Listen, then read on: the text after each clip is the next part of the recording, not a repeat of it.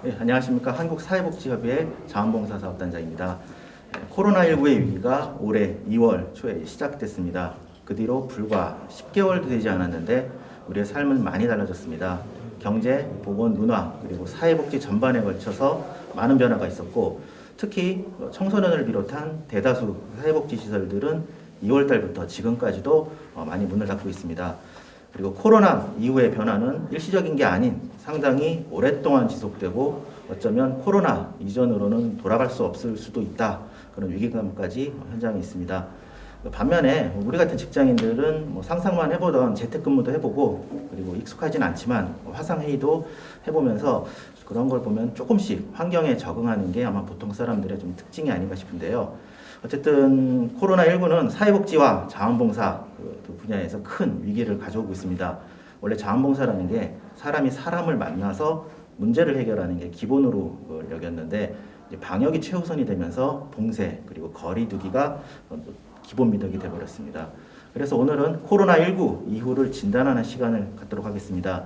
일반적인 포럼이면 좌장을 가운데 모시고 발제자 발표를 듣고 여러 패널이 이에 대한 좋은 의견을 내고 좌장께서 포럼의 중심을 잡아서 정리를 해주는 게 일반적인 형태였는데 오늘 형식은 조금 간소화해서 발표자 두 분의 발표하고 주제에 따른 패널 네 분의 의견을 좀 들어볼까 합니다.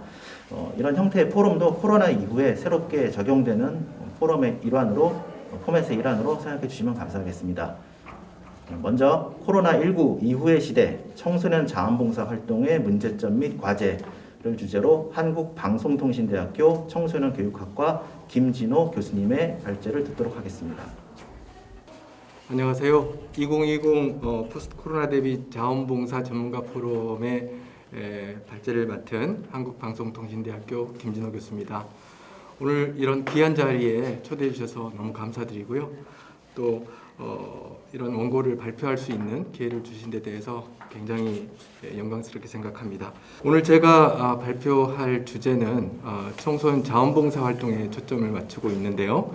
이 청소년 자원봉사 활동이 코로나 이후 시대에 어떤 문제점들이 또 있고 또 그런 것들을 해결하기 위해서는 어떤 과제들이 있겠는가 이 주제를 의뢰를 받았습니다.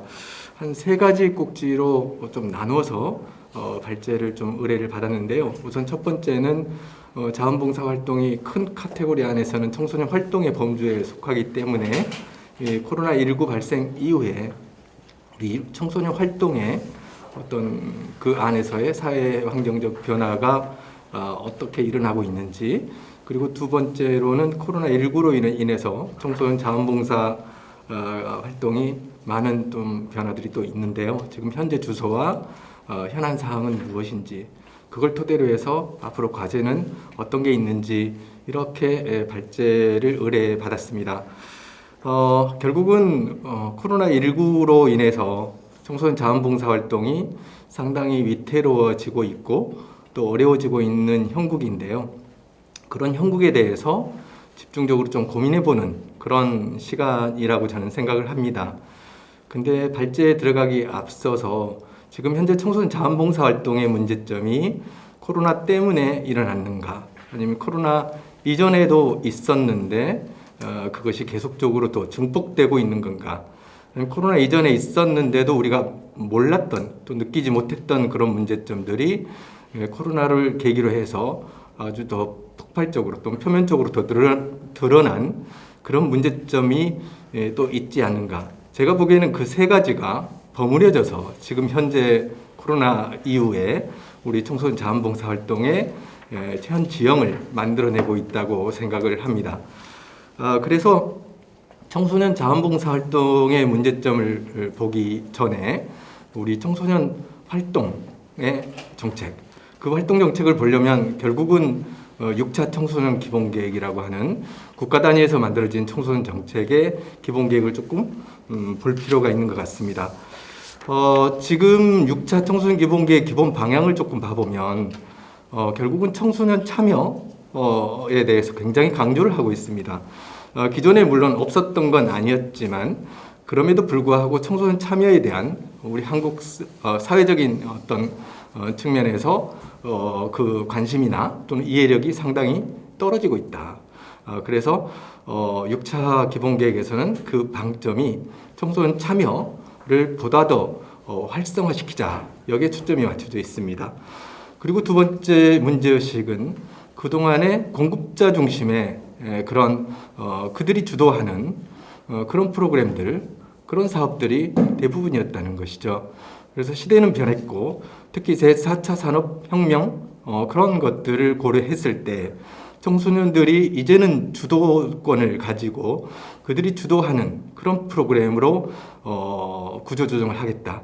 그리고 그것을 지원해주고 또 촉진해주고 또 협업해주는 그런 성격으로 청소년 관련된 정책을 전환할 필요가 있겠다. 이게 이제 두 번째 활동과 관련된 기본 방향 전환의 골자입니다.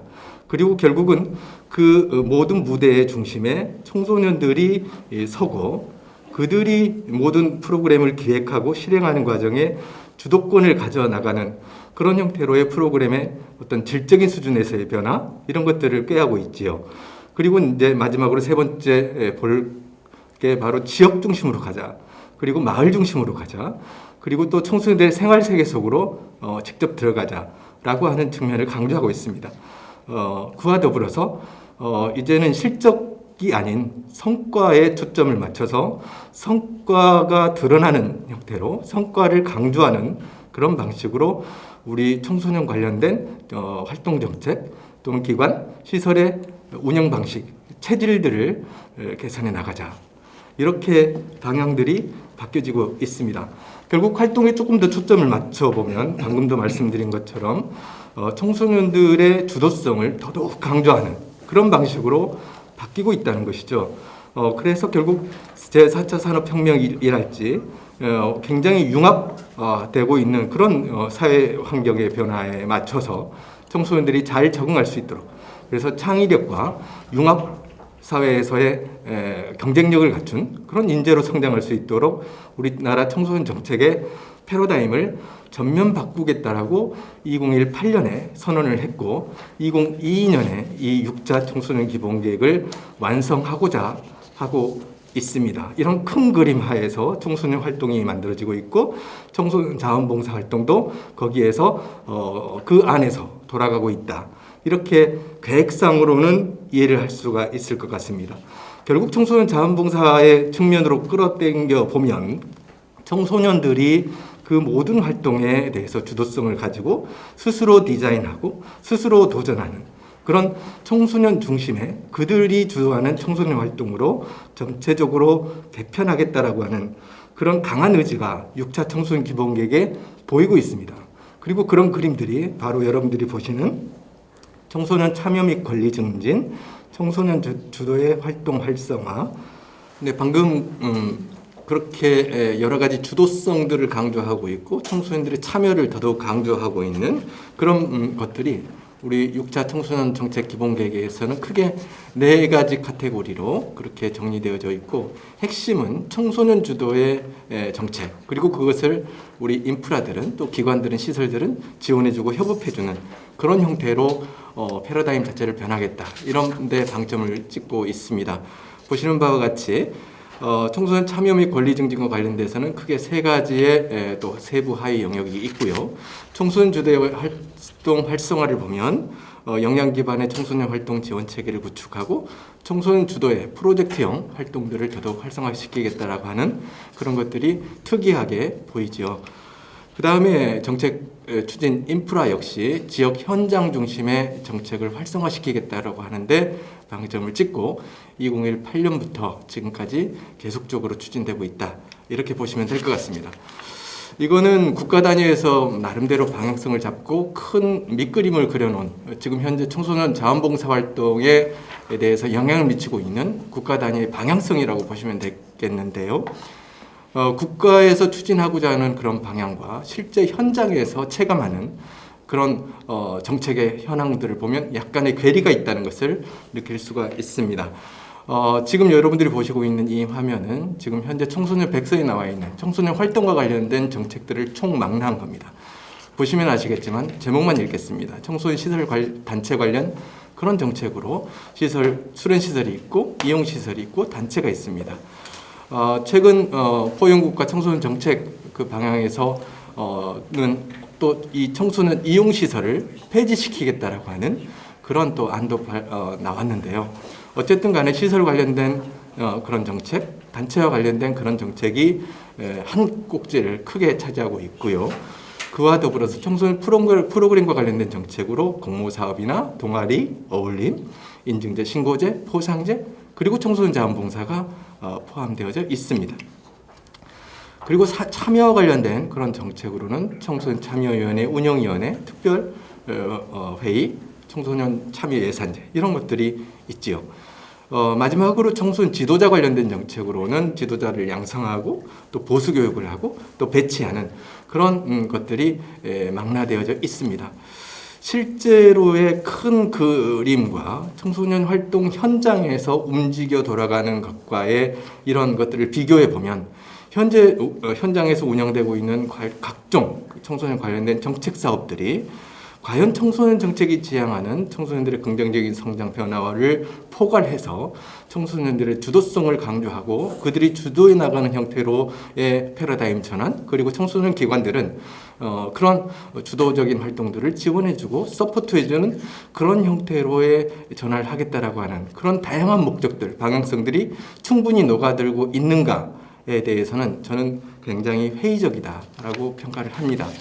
결국 본질은 뭘까요? 청소년들을 중심에 놓고 그들이 자발적으로 참여하는 그런 형태가 기본적으로 포함되어져 있어야 됩니다. 그리고 그 안에서 일어나는 각종 사업들이 복지적인 측면에서 또 교육적인 측면에서 그 모두를 어느 하나 포기할 수 없는 그 두 개의 목적을, 방향성을 견지해 나가면서 정말 다양한 그리고 풍부한 의미 있는 교육적 관계망들을 풍성하게 만들어내고 그 안에서 이루어지는 다양한 어떤 상호작용들이 청소년 친화적인 상호작용, 청소년들에게 정말 진정성 있게 접근해 나가는 그런 것들이 충분히 들어가 있어야만 유스웍이다라고 얘기를 합니다. 그런데 과연 우리 청소년 자원봉사 활동 현장에서 이런 뉴스웍이 갖춰야 될 기본적인 핵심 요소 5가지가 어느 정도나 충족되고 있는지에 대해서 저 역시 조금 회의적이다라고 평가하지 않을 수 없습니다. 결국은 다양한 경험, 의미 있는 어떤 대화들, 그리고 상호작용, 관계망들을 통해서 그런 활동들이 활동으로 끝나는 것이 아니라 결국은 러닝하고 연결되는, 봉사와 학습이 같이 조화를 이루는 두 개의 다를 강조하는 그게 청소년 자원봉사 활동의 핵심적인 키워드라고 했을 적에 과연 그 두 가지들이 어느 정도나 충족되고 있는지에 대해서 우리가 한번 되물어 봐야 된다는 것이죠. 그래서 조금 총괄적으로 평가를 해보면 그동안의 자원봉사 활동을 둘러싸고 있는 거시적인 측면에서의 청소년 활동의 정책들을 평가를 해보면 과연 존재감이 우리 사회에서 어느 정도 있는가, 정체성이 상당히 부족하다라고 하는 평가를 해보고요. 그리고 두 번째로 그 정책을 추진해 나감에 있어서도 정말 전문성이 풍부하다, 수준이 높다라고 하는 평가를 받기에는 상당히 많은 부족함이 있다라고 생각합니다. 세 번째로 과연 청소년 활동과 관련된 그런 정책들이 소수의 청소년들을 대상으로 하고 이루어지고 있는가, 아니면 정말 모든 청소년들을 전부 다 아우르는 그런 정책으로 하고 있는가. 제가 보기에는 전자 같거든요. 그래서 결국 우리나라 청소년 활동 정책들이 굉장히 지역적이고 굉장히 시범 사업적인 특성이 강하다면 이제는 확장성에 대해서 초점을 맞출 필요가 있다. 즉 확장성이 너무나도 부족하다는 것이죠.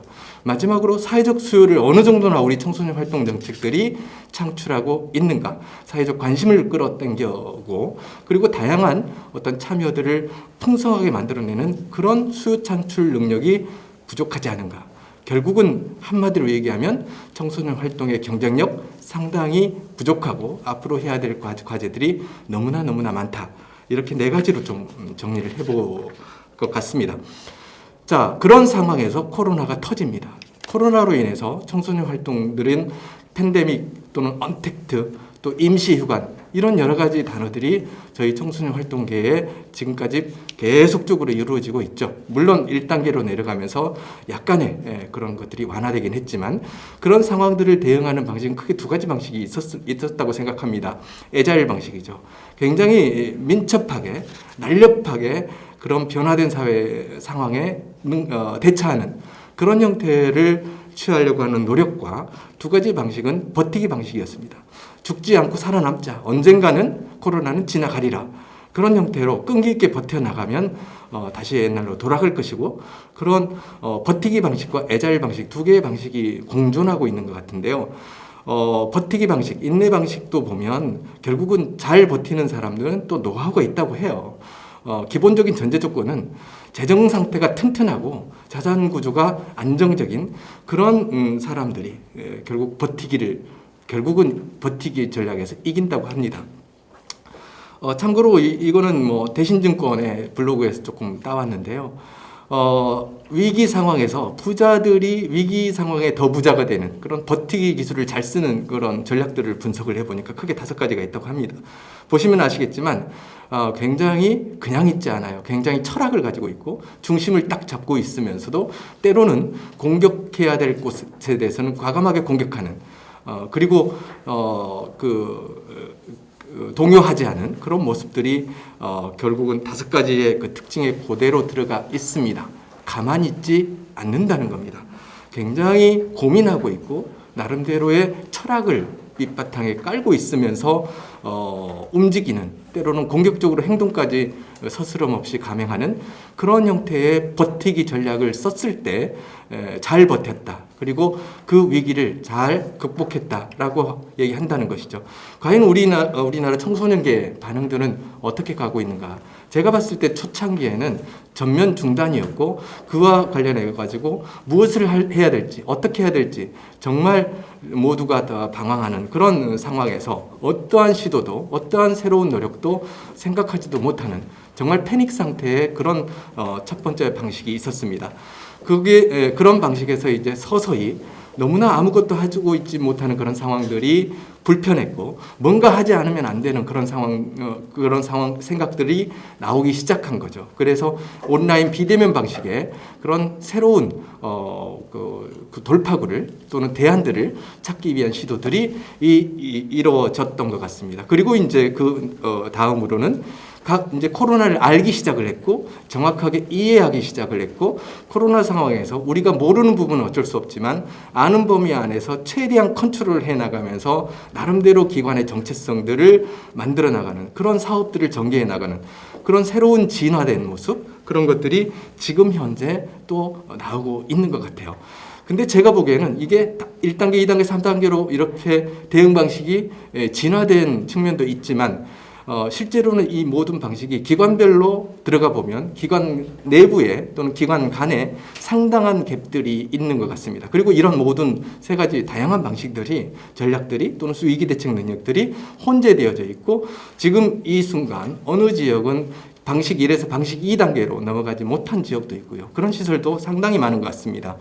또 2단계로 넘어갔더라도 3단계에 대해서 우왕좌왕하거나 또는 불안해하거나 아니면 주저하는 그런 기관들도 있는 것 같습니다. 물론 방식 3이 완성된 것은 아니죠. 앞으로도 끊임없이 우리는 알아야 될 부분이 너무나 많고, 위기 상황을 컨트롤해 나가면서 우리 청소년 활동들을 활성화시키기 위한 나름대로의 노력들은, 또 새로운 시도들은 계속 이어져야 된다고 생각합니다.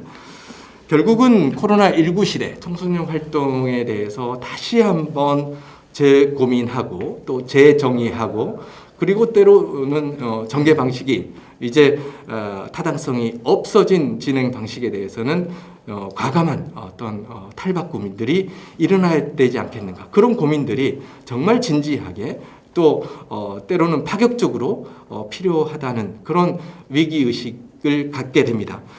그리고 그런 시대에 새롭게 요청되는 전문 역량이 있다면 그런 것들을 정확하게 포착해내고, 그리고 선제적인 투자를 통해서 또는 선제적인 어떤 도전들을 통해서 그런 것들의 위기 상황에 대해서 과감하게 대처해 나가는, 그러면서 우리 기관의 나름대로의 자존심 그리고 정체성, 존재감들을 유지해 나가면서 그런 목적 사업들을, 그리고 기관의 경쟁력들을 지속적으로 유지해 나가고 또 확보해 나가는 그런 생존 전략 차원에서의 고민들이 이제는 해야 될 때가 됐다. 그렇지 않으면 죽을 것 같습니다.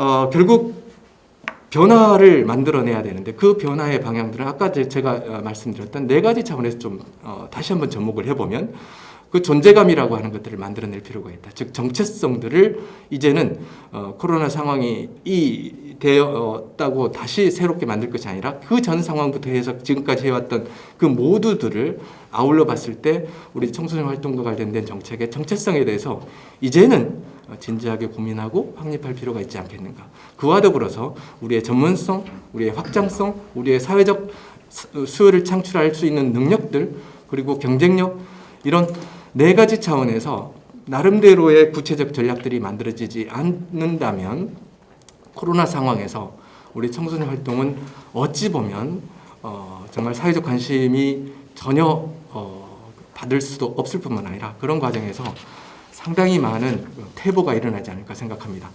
조금 구체적으로 정리를 해보면 우리의 본질적인 존재 목적에 대해서 또 본질적 가치에 대해서 다시 한번 그것을 드러내고 의미 부여를 하는 그런 방식으로의 변화, 그리고 때로는 필요하다면 우리의 기존에 갖고 있었던 관점이나 철학, 패러다임 자체에 대해서도 과감한 어떤 변화나 혁신들을 할 필요도 있겠다.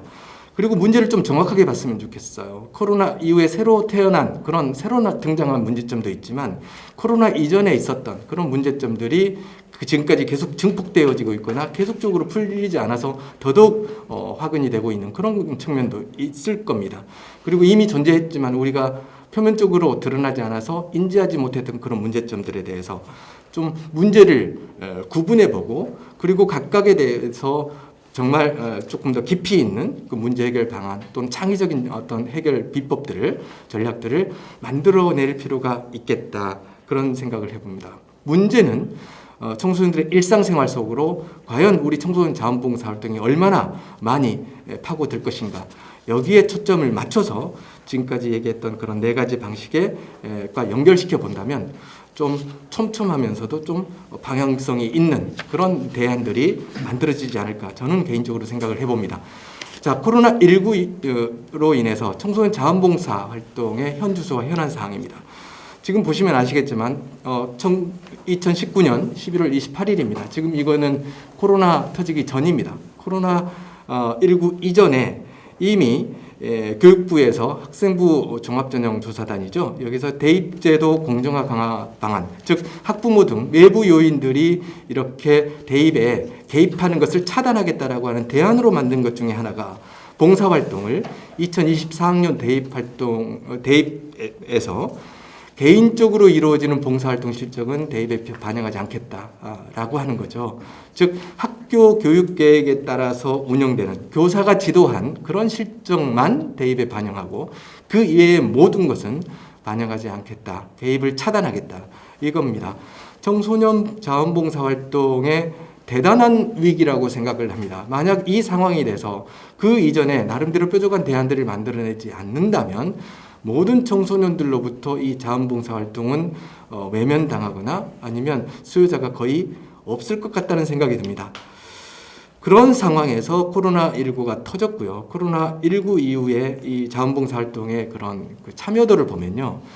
지난 4년간의 특정 기간 동안입니다. 2월부터 6월까지의 통계 분석 결과를 보면 코로나 발생 이후에 지난 3개년 동안 평균 대비 2020년도에 코로나 상황에서 무려 83%가 감소합니다. 즉, 그 이전 상황이 100이라고 한다면 지금 현재는 17%가 참여하고 있다는 것이죠.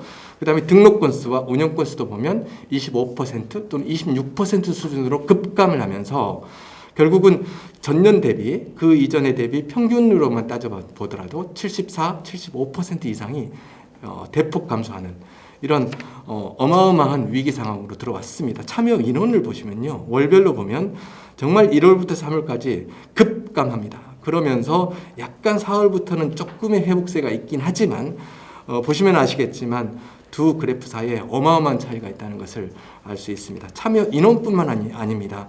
등록 건수를 보더라도 1월부터 4월까지 그 급추락하는 그런 하향 곡선들을 보면 코로나19 대면 중심의 그런 자원봉사 활동은 정말 과감한 어떤 그 대폭 감소, 그 이상의 그 센 단어를 붙여도 될 것 같습니다. 그 정도로 감소를 하고 있지요. 운영 건수 역시 마찬가지입니다. 3월까지 정말 그 각도가 상당히 가파른데 그런 급감과 더불어서 지금 현재 그 약간의 좀 올라간 면도 있긴 하지만 굉장한 차이를 보고 있다는 것을 여러분들이 실감할 수 있을 것 같습니다. 그리고 감소의 그런 봉사활동 유형들을 보면 노력봉사가 정말 그 등락폭이 가장 커요. 그러니까 노력봉사에 대해서는 거의 참담할 정도로 밑바닥으로까지 떨어졌고 그 이외에 나머지 것들은 그래도 크게 변함은 없는 것 같습니다.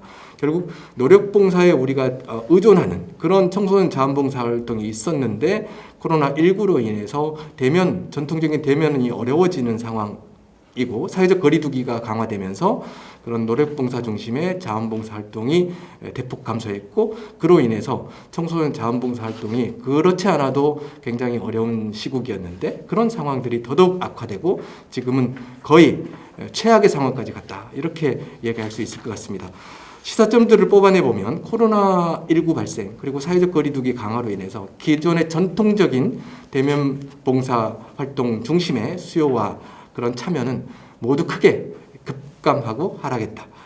그럼에도 불구하고 일부 5, 6월 사이에 약간의 조금 그 반등 그런 트렌드는 저는 굉장히 긍정적으로 봅니다. 이 부분에 대해서도 우리가 조금 깊이 있게 고민해 봐야 될 것 같고 그걸 통해서 나름대로 새로운 의미들을 부여해 볼 필요가 있는 것 같습니다. 그렇지만 현재와 같이 코로나19가 그 지속되는 한 청소년 자원봉사 활동의 축소 또는 굉장히 조금 어려운 시국이 계속적으로 이어지지 않을까 그렇게 예측해 볼 수 있겠죠. 앞으로 전망도 마찬가지입니다. 아주 상식적인 수준에서의 전망인데요.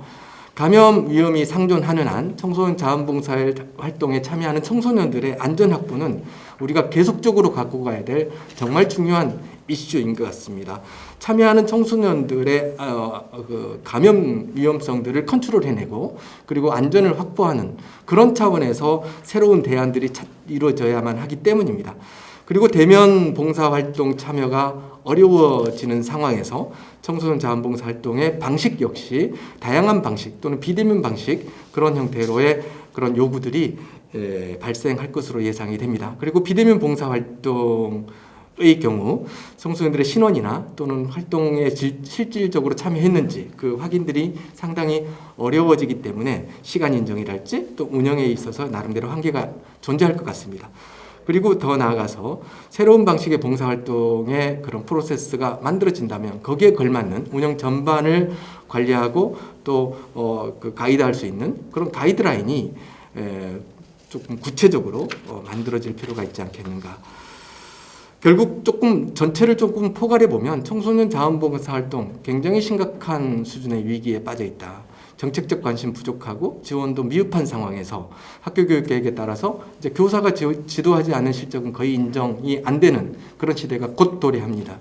그리고 청소년 자원봉사 활동의 거리들에 있어서 만약 그런 것들이 실제 됐을 적에 학교가 어느 지역에 위치하느냐에 따라서 그 지역에서 할 수 있는 자원봉사 활동의 어떤 다양성, 거리들이 상당한 격차가 있을 것이다. 지역적 격차, 소득 격차가 영향을 받을 것 같습니다. 그리고 그걸로 인해서 스토리들이 만들어져야 되는데 굉장히 단순한 할 수 있는 것이 한정되어져 있는 곳에서는 자원봉사 활동을 아무리 많이 하더라도 스토리들이 풍부한 또는 감동이 조금 만들어지는 스토리들이 만들어질 가능성이 상당히 떨어지겠죠. 즉 지역적 격차, 소득 격차의 그런 발생 가능성은 여전히 상존하는 상태로 그렇게 2024 대입 그 이후의 상황들이 만들어질 것 같습니다. 여기에서 우리는 조금 더 고민을 해봐야 될 것 같고 또 새로운 어떤 돌파구들을 만들 수 있는 여지가 여기서 만들어지게 되는데요. 왜냐하면 이게 만들어진 게 결국은 학부모 등 그런 외부적인 요인들을 차단하겠다고 했는데 원천적 차단이 아니라 그거 이외의 나머지 것들은 계속적으로 상존하고 있고 본질적인 문제점들은 건드려지지 않는다는 그런 것들이 조금 부각될 필요가 있습니다. 결국 그거와 더불어서 청소년 자원봉사 활동의 지금 현재의 존재감, 그 사회적 우리 한국 사회 안에서 청소년 자원봉사 활동이 차지하고 있는 그런 정체성, 전문성, 확장성, 그리고 더 나아가서 사회적 수요 창출 능력, 경쟁력 부분에 대해서 총체적인 어떤 진단들이 이루어져야 되면 될 것 같습니다. 그렇지 않는다면 이 위기 상황을 어떻게 돌파할지 저는 답이 없다고 생각합니다. 청소년 자원봉사 활동과 관련된 정책의 생존 전략을 모색하는 것, 지금은 매우 중요하다고 생각합니다. 이건 선택의 문제가 아니라 실존의 문제입니다. 사느냐 죽느냐의 문제라는 것이죠. 이런 실존 상황에서는 이제 피부적으로 와닿고 있는 그 위기 상황을 이제는 알아야 될 것 같거든요. 우리가 정말 위기인 것은요, 이게 위기인 줄을 모르는 게 위기라고 생각합니다. 다양한 논의, 심도 있는 고민들을 통해서 청소년 자원봉사 활동이 지금 현재 처해 있는 그런 처지들, 형상을 정확하게 조금 우리가 분석해 봐야 될 것 같습니다. 그리고 우리가 살아남기 위해서는 뭐가 필요한지에 대해서 고민할 필요가 있다는 것이죠. 다양한 경쟁력이 있는데요. 과거에는 하드웨어의 경쟁력이 정말 최고로 중요했다고 합니다. 그런데 시대가 변하면서 소프트웨어의 경쟁력, 그리고는 이제 스마트 경쟁력이 강조되는 시대가 됐다고 합니다. 청소년 자원봉사 활동과 관련된 정책이 소프트웨어 측면에서, 즉 프로그램 측면에서 어느 정도 수준 있는 프로그램, 또 매력적인 프로그램, 그런 풍부한 어떤 제도적 기반들을 갖추고 있는지, 그런 경쟁력을 갖추고 있는지, 그리고 더 나아가서 위기 상황이 왔을 때 얼마나 현명하게 선택하고 그런 문제를 정말 수준 있게 해결할 수 있는 문제 해결 능력이 어느 정도나 있는지 우리 정책 안에, 여기에 대해서 빗대어 보면 두 번째 수준, 세 번째 수준의 경쟁력이 그렇게 높은 것 같지는 않거든요.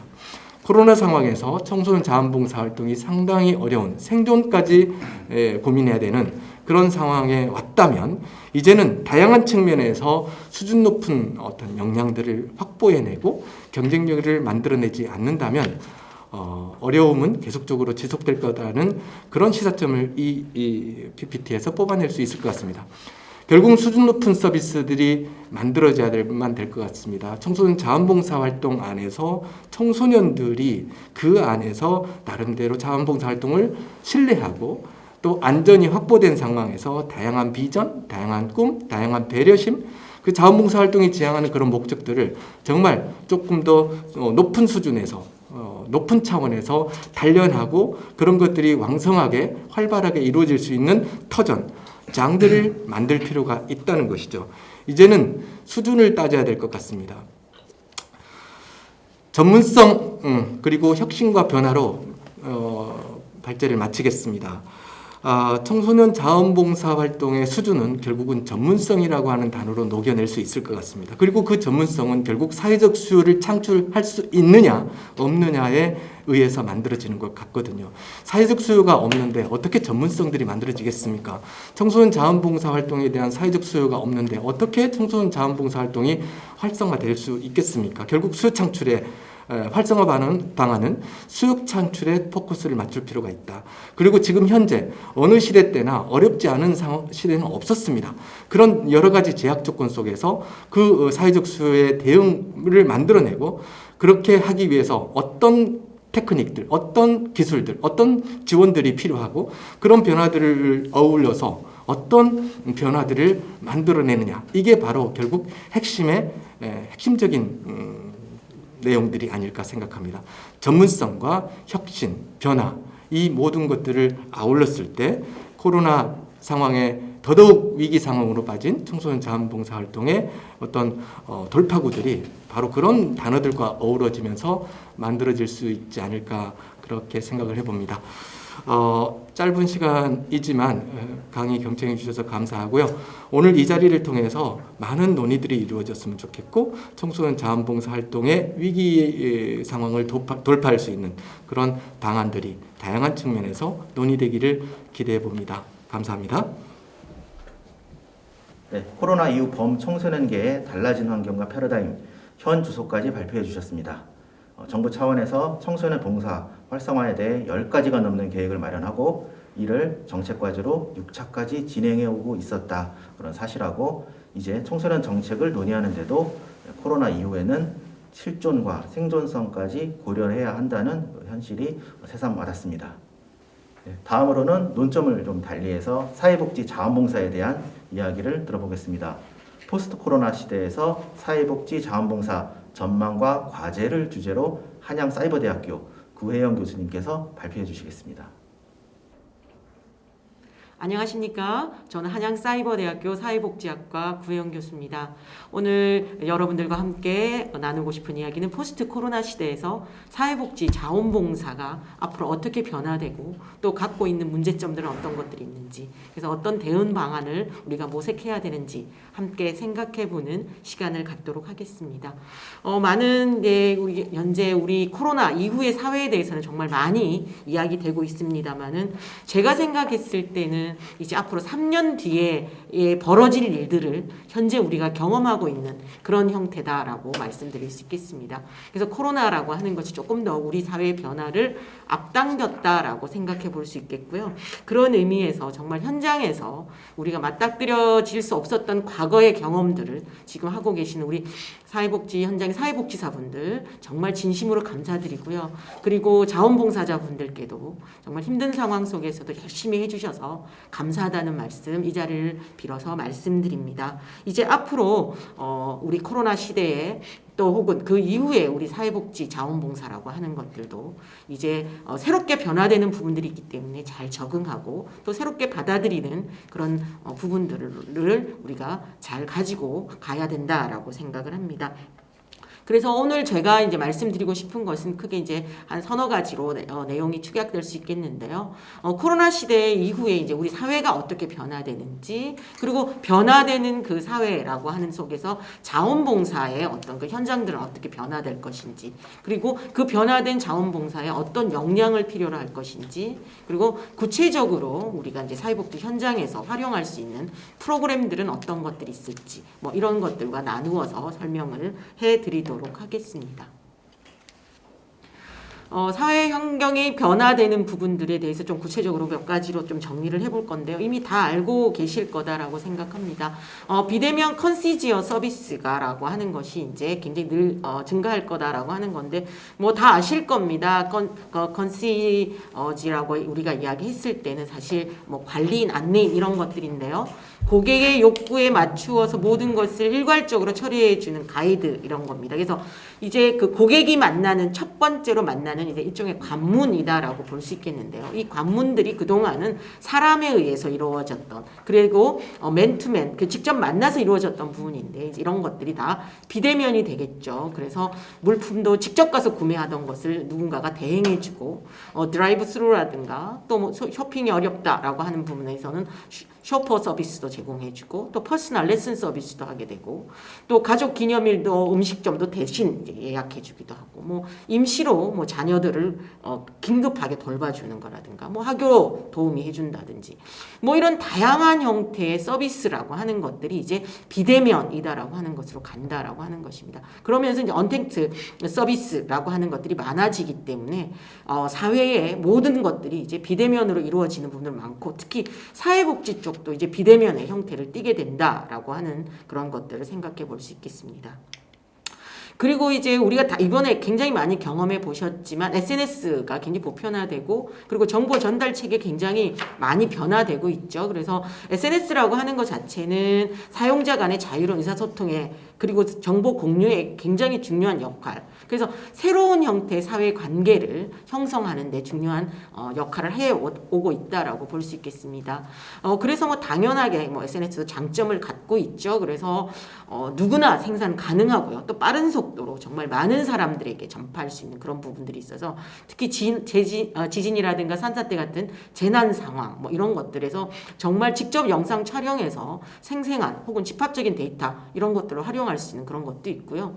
뿐만 아니라 어떤 민주화를 요구하는 기폭제라든가 또 세대 간의 어떤 그 사회화에 있어서의 차이 감소 뭐 이런 것들의 장점도 있지만 사실 정보가 쉽게 확산되기 때문에 단점이 굉장히 크다라고 하는 거죠. 그래서 가짜 뉴스 뭐 이런 것들도 많고요. 또 악의적인 비방이나 욕설 또 익명성을 가장한 그런 부분들이 많기 때문에 특히 우리 사회에 확증 편향된 그런 판단들을 확대시키는 굉장히 중요한 요인들도 되고 있습니다.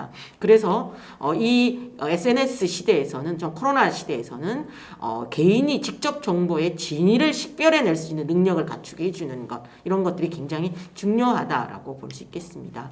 뿐만 아니라 우리 사회는 이제 4차 산업혁명과 AI 빅데이터 뭐 이런 것들의 맞춤형 서비스가 확대될 것이다라고 이야기를 하고 있습니다.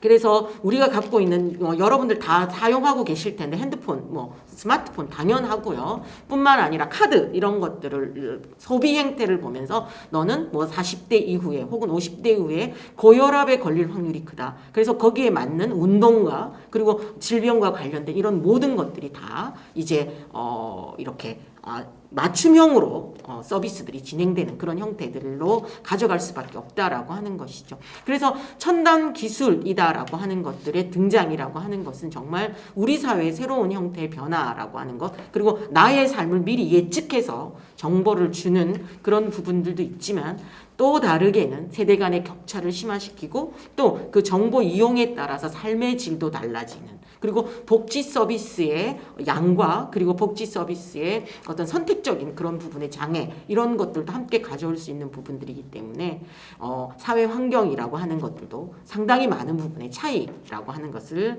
가져올 수 있겠다라고 볼 수 있겠습니다.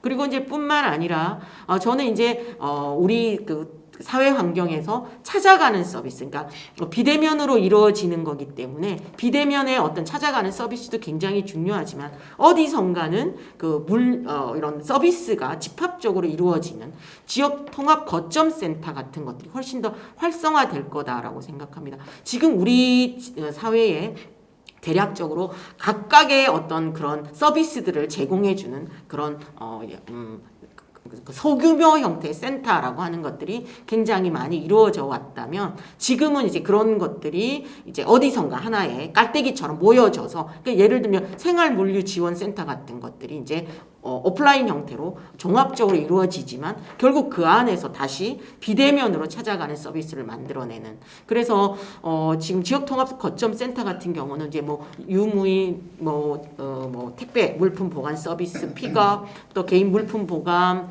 그다음에 교통수단 관리해 주는 거, 배터리 대여해 주는 거, 다양한, 그리고 심지어는 도서 대출해 주는 이런 다양한 형태, 그리고 복지 물품도 전달해 주는 통합형 생활 물류 편의 서비스, 이런 것들이 이제 지역 통합 거점 센터라고 하는 것이 새롭게 만들어질 것이다. 그러면서 그곳을 통해서 다시 비대면의 어떤 찾아가는 서비스가 이루어지는 형태를 가져갈 거다라고 볼 수 있겠습니다. 그래서 주민 생활과 더 가깝게 찾아가는 서비스를 제공하는 논스톱 서비스 시스템, 이런 것들을 갖추게 될 것이다라고 볼 수 있겠습니다. 그래서 이런 것들을 생각하는 그런 자원봉사 활동들도 우리가 이제 앞으로 고민해야 되는 그런 부분들이다라고 말씀드릴 수 있겠습니다. 그리고 이제 저는 이제 마지막으로 다문화 가족 또 이제 이민 사회로 넘어갈 거다라고 생각해서 글로벌 시티즌십이라고 하는 것들이 우리 사회에 굉장히 중요한 화두가 될 거다라고 생각합니다.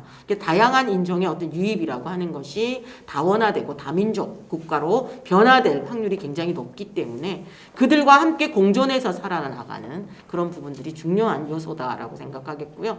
그래서 더불어 살아가는 포용적 국가를 지향하는 어떤 사회적 분위기, 이런 것들이 우리 사회에 굉장히 중요한 요소로 변화로 가져올 수 있기 때문에 그 부분을 굉장히 우리가 준비해야 된다라고 볼 수 있겠습니다. 그렇다면 이런 사회 변화가 우리 자원봉사 환경에 어떤 변화를 줄 건가 생각해 보겠는데요. 첫 번째는 이제 그동안 먹고 살기에 바빴던 그런 의식주의 어떤 복지 서비스라고 하는 것, 그리고 또 혹은 정형화된 그런 어떤 복지 서비스가 이제 훨씬 더 비정형화되고 개인 맞춤형 봉사 활동이 굉장히 중요하게 될 거고요. 그리고 이제 하이브리드 융합 시대이기 때문에 단순히 희생과 봉사의 볼런티어 이런 것이 아니라 볼런테이먼트, 그래서 재미와 그리고 이제 자기의 재능과 또 자기가 앞으로 미래에 준비하고자 하는 것들이 함께 어우러진 봉사활동, 이런 건 굉장히 중요할 것 같고요. 그리고 사회적 책임을 강조하는 볼런 어울리지, 그 다음에 서비스 러닝, 그 다음에 볼런 워킹, 그래서 일하면서 또 봉사활동도 함께 해주는 거, 그 다음에 볼런 헬스에서 자기가 운동하면서 또 자원봉사 할 수 있는 거, 본론 잡, 본론 스킬, 이런 다양한 형태의 자원봉사, 과거 형태의 자원봉사가 아니라 플러스 알파까지 가져가는 그런 봉사활동으로 바뀔 것 같고요. 그리고 보편적 복지의 확대입니다. 그러니까 보편적 복지는 이제 저소득이나 사회 취약계층을 지원했던 보편적 복지 그런 개념이 아니라 그런 것들을 넓혀서 전 국민으로 확대한다라는 보편적 의미가 아니라 저는 이제 복지 영역이 굉장히 다원화되고 넓어질 거라는 거죠. 그래서 사회복지 속에 이제 환경이다라는 것도 당연히 들어간다는 겁니다. 그래서 미세먼지, 미세 플라스틱, 뭐 최근에 택배가 많아지면서 사실 이렇게 포장재에 관련된 부분들이 굉장히 큰 문제가 되는 거죠. 그런 부분들에 대한 해결 이런 것도 굉장히 중요하고요. 문화복지, 건강복지 당연히 이번에 코로나 같은 경우는 질병과 관련된 또 전염병과 관련된 부분들이기 때문에 그런 부분들도 이제 사회복지의 영역으로 들어갈 수밖에 없고요. 여가복지, 안전복지, 재난재해의 이제 복지 서비스라고 하는 건 너무 중요하기 때문에 그래서 보편적으로 이제 모든 영역의 사회복지라고 하는 것들이 참여하게 된다라고 볼 수 있겠습니다. 그리고 이제 자원봉사 활동도 단순히 오른손이 한 일을 왼손이 모르게 하라라는 자선적 의미가 아니라 투자라는 의식이 많아지면서 특히 기업 같은 경우에서는 이 봉사활동이나 이런 기부가 우리 사회적인 그 임팩트, 소셜 임팩트를 만들어내지 않는다면 지원하지 않겠다.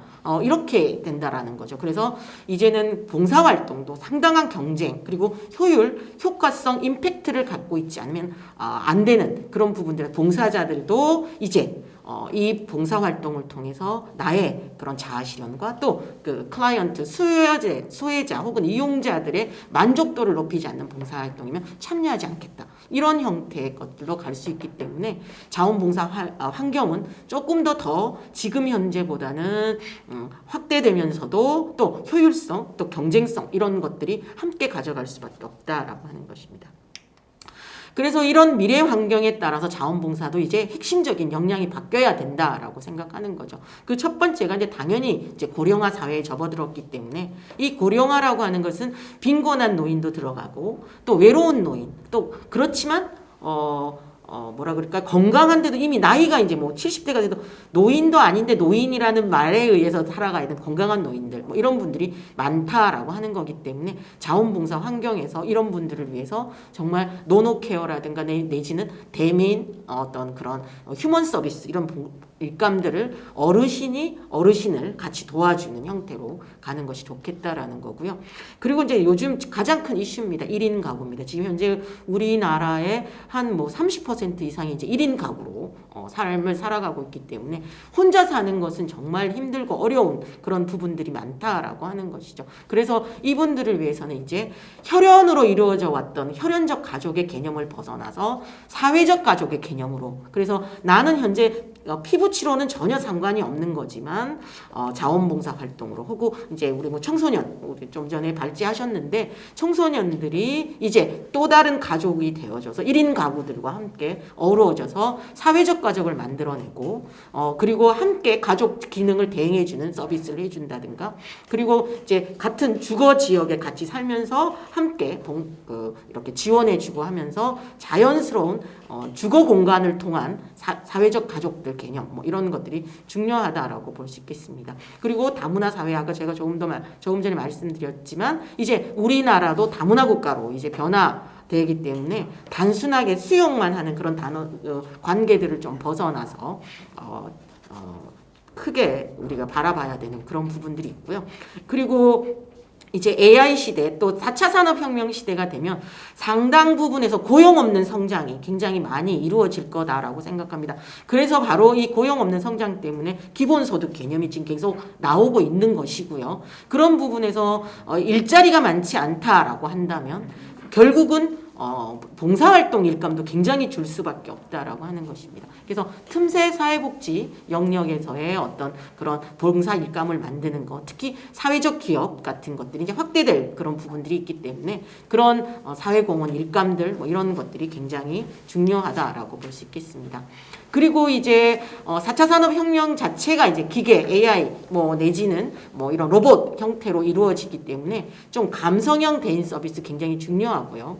그리고 이제 지식 정보 취약계층을 위한 지원 서비스 일감도 중요합니다. 저는 이 부분이 굉장히 중요한 핵심이기 때문에 이제 뒤에 제가 세부 프로그램들이 바로 지식 정보 취약계층을 위한 서비스라고 하는 것들이 사회복지와 어떻게 연결되는지를 제가 좀 더 자세히 설명하려고 합니다. 뿐만 아니라 이제 환경 부분 굉장히 중요하다라고 생각합니다. 그래서 단순히 이제 뭐 이런 우리가 살고 있는 것뿐만 아니라 글로벌한 그런 측면에서도 우리가 자원봉사의 핵심을 해야 된다라고 생각하고요. 그래서 이제 뭐 정말 미세먼지, 미세 플라스틱, 그 다음에 포장재 그런 줄이기 활동들, 뭐 이런 앞으로의 미래는 이제 환경, 기후 뭐 이런 거와 관련된 것들이 너무 많아서 사회복지가 그 부분을 함께 확장해서 가지 않으면 안 되겠다라고 하는 것이고요. 그다음에 이제 해외 원조 개발을 위한 ODA, 그다음 SNS 발달에 따른 뭐 여러 가지 봉사활동 뭐 이런 것들도 우리 사회복지 현장에서 좀 더 관심 있게 봐야 될 부분이다라고 보여집니다. 그렇다면 이제 자원봉사계는 이제 좀 더 봉사활동의 영역이라든가 또 봉사자의 참여 이런 것들을 확대할 수 있는 노력이 있어야 되고요. 그리고 새로운 자원봉사의 서비스를 받을 수 있는 이용자와 그리고 대상의 확대도 필요합니다. 뿐만 아니라 정부 지원 방식의 다양화에 대한 그런 대비도 필요하고요. 그리고 자원봉사 활동의 진흥 대상이 누구인지라고 하는 부분들도 고민해야 됩니다. 그래서 자원봉사 활동은 그냥 어려운 이웃을 도와주는 사회복지 자원봉사 활동은 사회복지 현장에서 어렵고 힘든 사람들을 단순히 도와주는 그런 것이 아니라 이 봉사활동에 대한 이 지원과 그리고 예산 투여라고 하는 것들이 결국 투자다라고 하는 그런 관점으로 바뀌어지는 것들이 중요하다라고 볼 수 있겠습니다. 그렇다면 이제 제가 구체적으로 사회복지 자원봉사 새 프로그램들을 조금 제시하고 우리 사회복지 협의회에서 이런 프로그램들에 조금 더 집중적으로 관심을 가져주시면 좋겠다라는 부분들 좀 설명해 드리도록 하겠습니다. 먼저 첫 번째가 이제 스마트 포용복지 자원봉사 서비스 개발입니다. 저는 이제 뭐 한양사이버대학교 교수이기도 하지만 광진복지재단 이사장을 맡고 있는데 최근에 제가 광진구의 그 복지관을 이용하는 그러니까 저소득 주민들 753명을 각 동별로 분포를 해서 설문조사를 했더니 지금 현재 받고 있는 서비스 중에 가장 부족하고 또 더 받고 싶은 게 뭡니까? 라고 여쭤봤는데 9개 분야를 뭐 돌봄, 주거, 경제 뭐 이렇게 다 나눴는데요.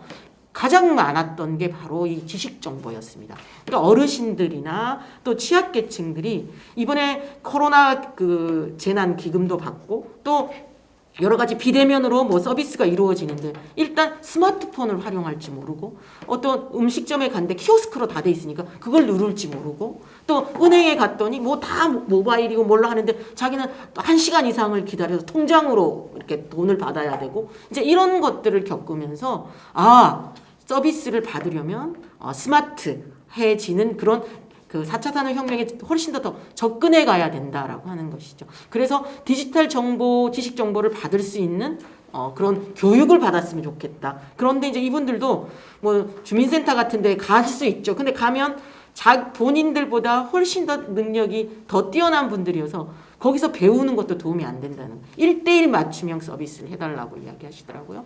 그래서 그런 것들이 이제 앞으로 모바일로 다 신분증도 바뀔 겁니다. 그래서 그리고 각종 증명서 발급이라든가 유통 뭐 이런 여러 가지 시스템들이 다 디지털로 이루어질 거기 때문에 1:1 맞춤형 지식정보 티칭 클래스 자원봉사단을 우리 협의회에서 운영을 해주면 뭐 지식정보까지 우리가 이렇게 생각하는 사실 이 부분이 해결이 돼야 그 다음에 손쉽게 복지 서비스를 받을 수 있기 때문에 그 부분을 말씀드리고 싶습니다. 그래서 디지털 역량 향상 프로그램이라고 K 디지털 플러스 지금 시스템이 지금 운영되고 있고 중요합니다.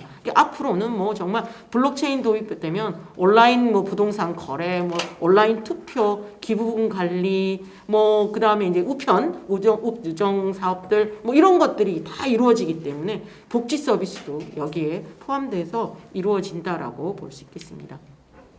그리고 두 번째는 이제 복지관 같은 것들이 이제 디지털 역량센터로 좀 지정을 받았으면 좋겠다라는 건데요. 이거는 이제 왜냐하면 자원봉사자들이 이제 그 수혜자분들, 이용자분들께 기차표 예매하는 거, 모바일 금융하는 거, 뭐 키오스크라든가, 뭐 디지털 윤리, 뭐 이런 것들 다양한 것들을 가르치고 알려주는 그런 복지관이 이제 주요한 그 역할을 맡는 거죠. 그리고 그 복지관에 이제 활동을 할 수 있는 자원봉사자들을 모집해서 하는 거 굉장히 중요하다라고 봅니다.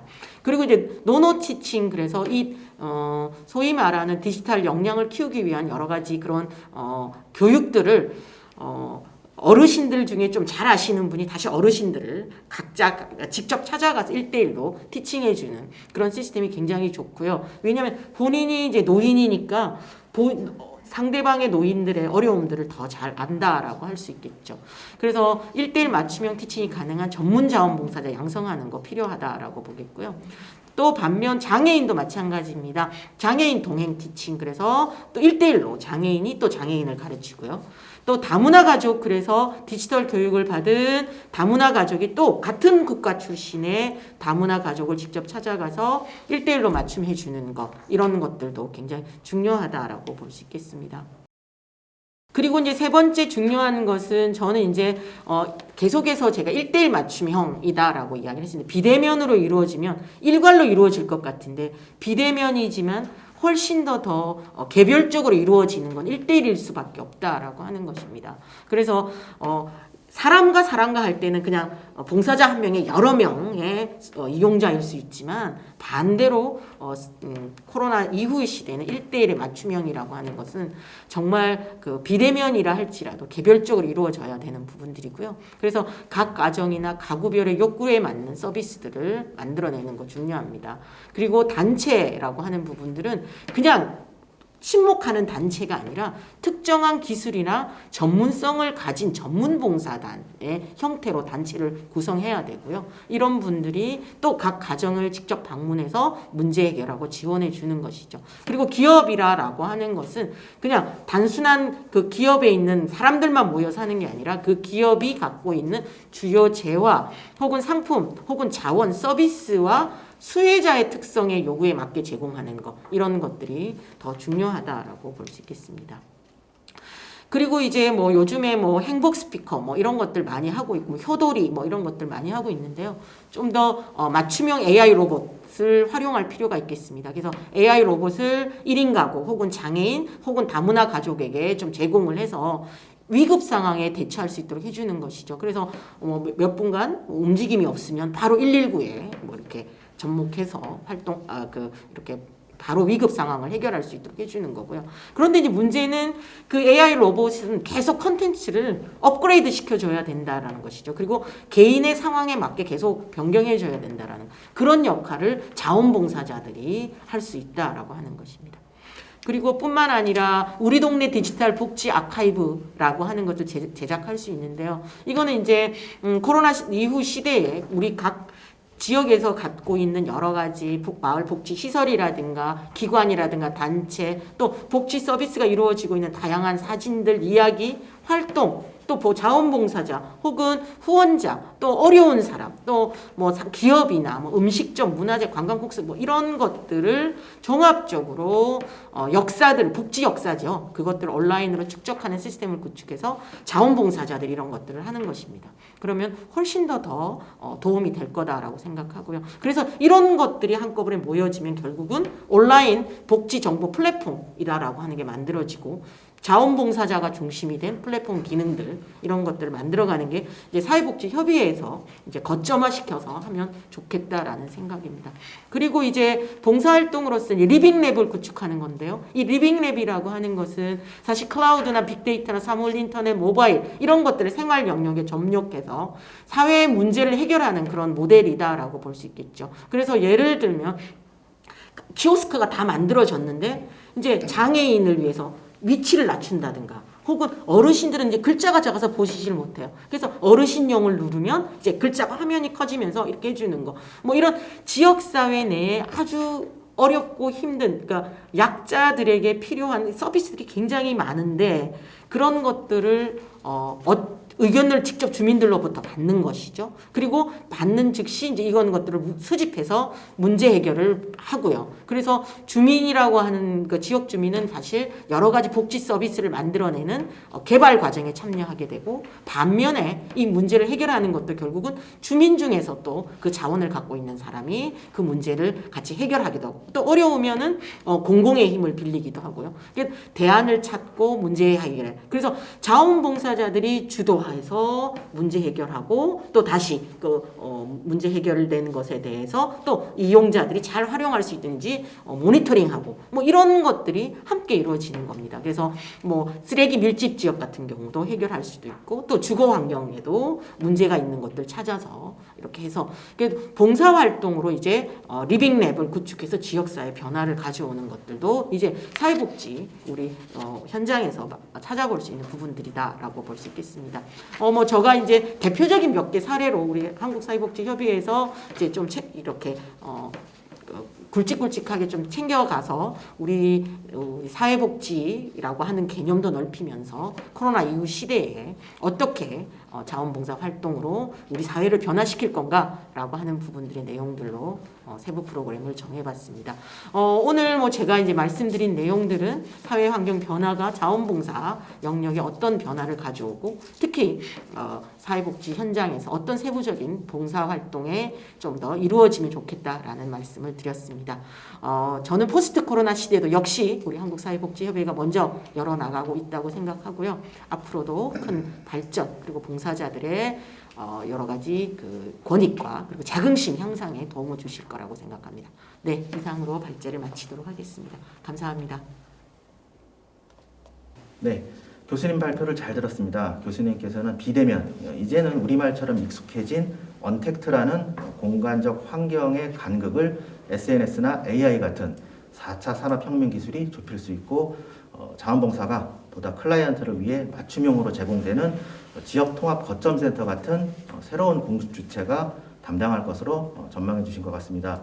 그리고 아울러서 자원봉사도 과거의 현장 중심의 정형화된 형태에서 벗어나 각각의 개별화된 맞춤형으로 변화할 것이다. 예를 들면 디지털을 매개로 하는 스마트 포용복지 이런 부분들이 외연히 확장될 것으로 전망해 주셨습니다.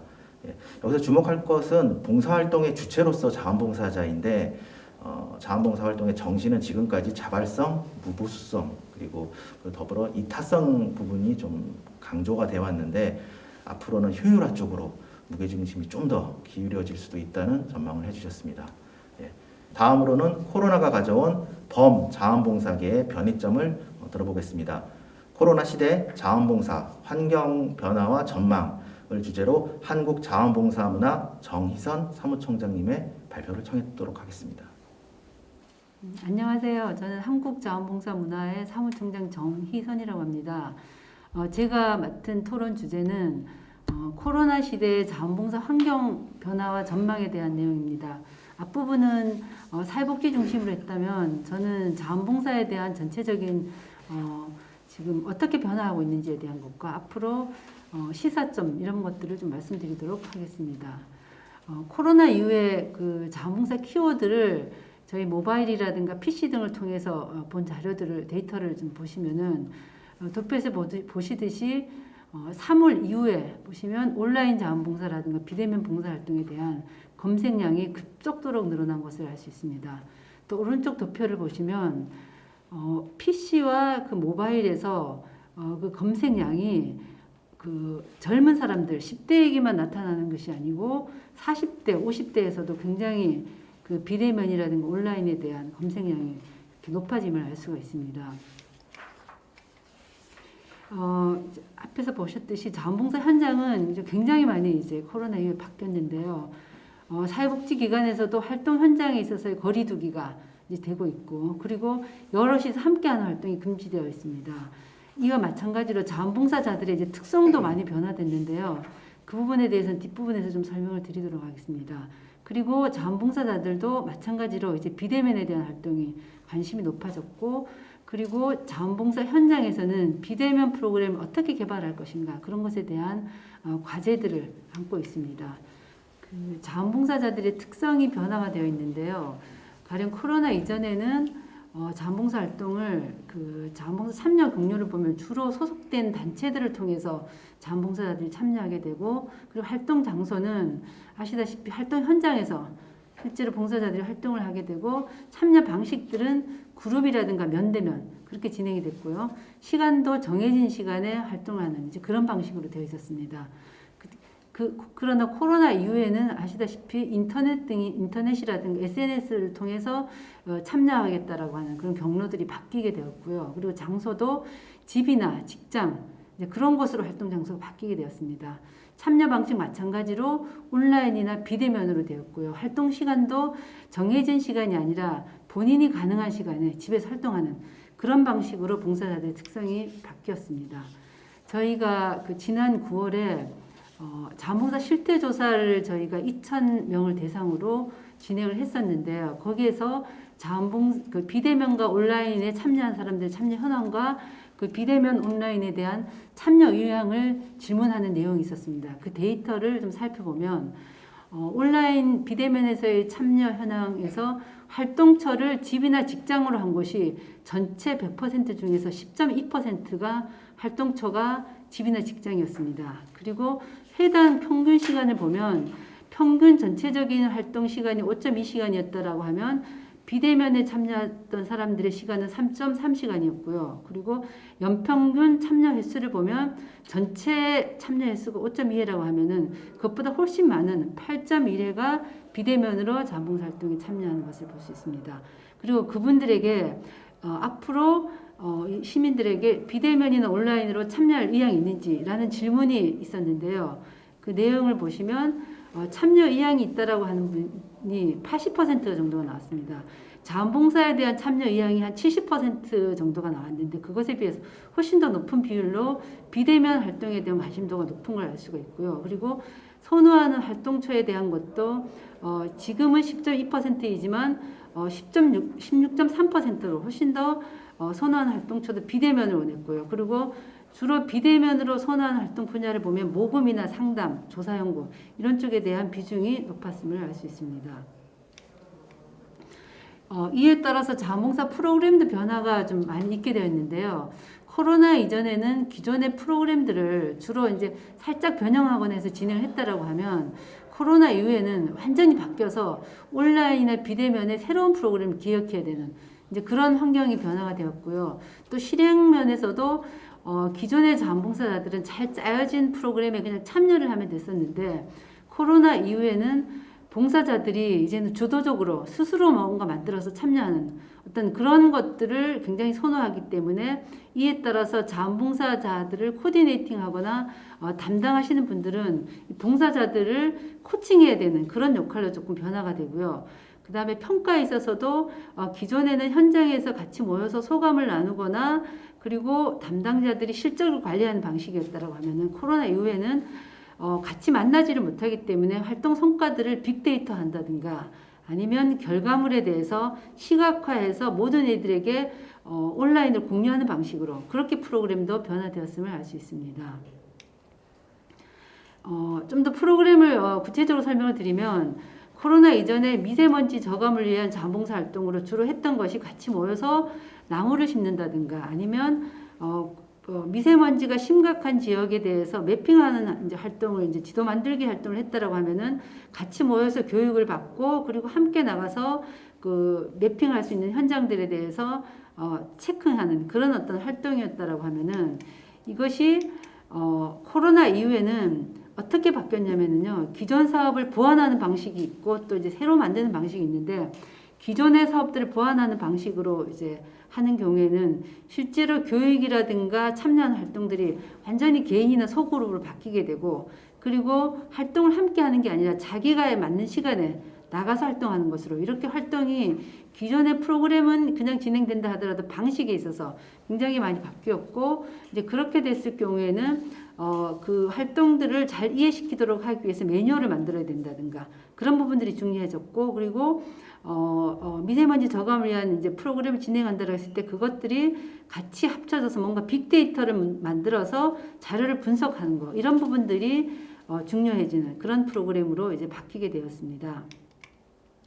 신규로 새롭게 개발하는 경우는 과거에는 나무를 심으러 나갔다라고 하면은 나무를 심으러 나갈 수가 없기 때문에 집에서 혼자서 작은 화분을 만들어서 그것을 미세먼지 위협에 노출되어 있는 기후 취약계층에게 전달하는 드라이브 스루 방식으로 전달하는 방식으로 완전히 새로운 어떤 프로그램이 개발되는 그런 방식으로 이제 되었고요. 그리고 참여자들이 함께 소감을 나누는 대신에 자신이 활동하는 것들을 인증샷을 찍어서 서로 공유하는 방식으로 그렇게 이제 프로그램이 바뀌게 되었습니다. 이제 그랬기 때문에 그러면은 봉사자들이 실제 코로나 이전과 이후에 활동에 대한 성과가 만족도가 어느 정도 되는지 이런 것들을 저희가 측정을 해봤거든요. 측정을 해본 결과 이전에는 주로 사회 변화라든가 이런 부분들이 굉장히 높았다라고 하면은 코로나 이후에는 자신이 스스로 해야 되는 그런 활동들이 많기 때문에 주도성이 굉장히 높아지거나 그리고 새로운 방식들에 대한 것에 익숙해지는 이제 그런 과정에서 혁신성이라든가 그리고 그 협력하는 것이 서로 각자 프로그램이 기획, 진행, 평가 과정에 전체적으로 서로 협력해야 되는 과정이 훨씬 더 늘어서 그런 부분들에 대한 어떤 만족도는 훨씬 더 높은 결과를 보였음을 알 수 있습니다. 그리고 아까 설명드렸듯이 봉사자들의 참여 후기를 공유하는 것도 과거와는 굉장히 다르지만은 새로운 방식에 대해서 특히 이제 그 청소년이라든가 나이가 어린 아이들, 학생 이런 경우에는 훨씬 더 만족도가 높은 것을 알 수 있습니다. 코로나 이후의 자원봉사 전망이나 시사점에 대해서 말씀을 드리도록 하겠습니다. 앞으로는 자원봉사 활동이 온라인이냐 오프라인이냐라고 하는 하나의 방식을 고집하는 것이 아니라 서로 상호 시너지를 하는 방식으로 자원봉사 활동이 나가야 된다라고 그렇게 생각을 하고 있습니다. 두 번째로는 자원봉사 활동이 이제는 어떤 특정 현장에 가는 것이 아니라 일상에서 자원봉사 활동을 할 수 있는 장소, 시간 이런 것들이 오히려 확장되는 계기가 될 수 있다고 생각하기 때문에 그런 방향으로 프로그램들을 개발하는 것들 이런 것들이 굉장히 중요해지리라고 생각이 되어집니다. 세 번째로는 자원봉사 활동에 대한 결과를 이제는 확실하게 체감할 수 있고 그리고 실제로 무엇이 변화가 되었는지에 대해서 가시적인 어떤 임팩트가 나오는 그런 부분들로 만들어지는 것이 필요하다라는 것이 앞으로의 전망으로 이제 볼 수가 있겠고요. 마지막으로는 자원봉사자들의 주도성이 높아지기 때문에 그 주도성이 높아지는 봉사자들에게 프로그램들을 잘 만들 수 있도록 지원해주고 코디네이팅하기 위해서는 자원봉사 담당자나 관리자들이 프로그램을 실제로 기획할 수 있는 역량이나 그리고 함께 할 수 있는 역량 이런 것들이 굉장히 중요해지리라고 생각이 되어집니다. 앞으로 이런 어떤 여러 가지 시사점들을 봤을 때 자원봉사 활동이 오히려 줄어들기보다는 이 온라인 시대가 좀 더 같이 오프라인과 결합해서 훨씬 더 확장성이 높아지고 유연성이 높아지는 방식으로 가게 되면은 오히려 더 많은 사람들이 참여하는 기회가 되지 않을까 그렇게 생각이 되어집니다. 이상으로 토론을 마치도록 하겠습니다. 감사합니다. 네, 총장님 발표를 통해 비대면과 SNS가 봉사자의 만족도에 있어 협력성과 주도성, 확산성에 있어 과거보다 장점이 있다는 지표들과 새로운 신규 사업 개발로 이어질 역량도 충분하다는 것을 감지할 수 있었습니다. 여기서 이제 비대면 언택트로 쌓을 수 있는 빅데이터를 새로운 소셜 임팩트 과제로 고민할 필요성이 있다는 말씀에도 공감할 수 있겠습니다. 발표를 쭉 듣다 보니까 코로나가 가져온 변화들이 새로운 희망이 될 수도 있겠다 하는 생각이 듭니다. 다음으로는 범위를 좀 더 좁혀보도록 하겠습니다. 사회복지 현장에서의 관점을 살펴볼 필요가 있을 것 같습니다. 한국사회복지협의회 VMS 담당으로 많이 알려져 있습니다. 김영철 차장이 코로나 시대 이후의 자원봉사 전망과 과제를 주제로 발표하겠습니다. 예, 안녕하십니까. 소개받은 한국사회복지협의회 자원봉사사업단의 김형철 차장입니다. 저는 코로나 시대 이후의 자원봉사 전망과 과제에서 사회복지 자원봉사를 중심으로 간단한 의견을 드리도록 하겠습니다. 제가 생각하는 사회복지 자원봉사가 일반 자원봉사 활동과 좀 다른 점이 있다고 하면 우리 사회 소외계층인 사회복지 대상자가 그 중심이 되는 활동으로 그 사회복지 대상자에 대한 지식과 계층에 대한 이해가 필수적이라고 할 수 있을 거라고 생각합니다. 이에 따라서 정기적이고 지속적인 봉사활동 참여가 매우 중요한 요인으로 작용되고요. 이를 통해서 소외계층 대상자의 삶의 질을 근본적으로 변화시키는 역할을 수행한다는 점에서 그 일반 자원봉사 활동과 사회복지 자원봉사가 좀 다른 지향점을 갖고 있다라고 말씀드릴 수 있을 것 같습니다. 올해 전 세계를 강타한 코로나 팬데믹에 따라서 전국의 사회복지 이용시설은 99%가 넘는 대다수 이용시설이 휴관을 하였고, 이로 인해 봉사활동 참여 규모가 활동 봉사자 수라고 하는 연간 1회 이상 활동을 하시는 봉사자들의 숫자가 전년 19년 대비 32% 수준에 그치는 등 매우 큰 폭으로 감소를 하였습니다. 다만 이러한 어려운 상황 속에서도 정말 많은 봉사자분들이 스스로 소독이나 방역 봉사활동에 적극 참여해 주시고, 소외계층을 위한 마스크나 도시락을 제작해서 비대면으로 배달하는 등의 비대면 지원은 물론, 그 다음에 독거노인 등의 정서 지원을 위한 안부전화라든가 편지 쓰기라든가 다양한 봉사활동에 적극 참여해서 공동체를 지키고 소외계층을 돌보는, 그리고 그로 인해 사회를 변화시키기 위한 노력에 정말 많은 활동을 하는 큰 힘을 함께 느낄 수가 있었습니다. 구현 교수님께서 발제문에서 제시하신 바와 같이 현재의 사회 환경은 SNS 보편화와 정보 전달 체계의 변화, 그리고 4차 산업혁명과 빅데이터 등을 통한 맞춤형 서비스의 확대, 그리고 글로벌화 등 급속한 변화에 직면하고 있습니다. 4차 산업혁명의 기반이라 할 수 있는 융합과 연결은 이제 일상생활에서 누구나 쉽게 접할 수 있는 제품과 서비스가 되어서 우리의 삶의 질을 바꾸고 있습니다. 이에 더해서 코로나 팬데믹은 비대면 서비스에 대한 수요를 가속화하고, 활동 측면에서는 전통적인 시설 중심의 대면 서비스 위주 활동에서 비정형적이고 개별화된 수요자 맞춤형 활동으로, 그리고 참여의 측면에서는 시간과 노력의 효율성을 중시하는 측면으로의 변화를 또한 함께 요구하고 있습니다. 이에 발제 내용에 더해서 저희 사회복지 자원봉사 분야의 대응 방향을 중장기적인 관점에서 과제의 측면에서 몇 가지 말씀드리고자 합니다. 첫 번째로는 재난재해라든가 감염병 등 국가 위기 대응을 위한 자원봉사자의 인력풀 구축이 필요합니다. 2015년에 메르스 사태 때 그에 따른 교훈으로 보건의료 분야의 코로나19 대응 체계는 세계적인 모범 사례로 손꼽히고 있습니다.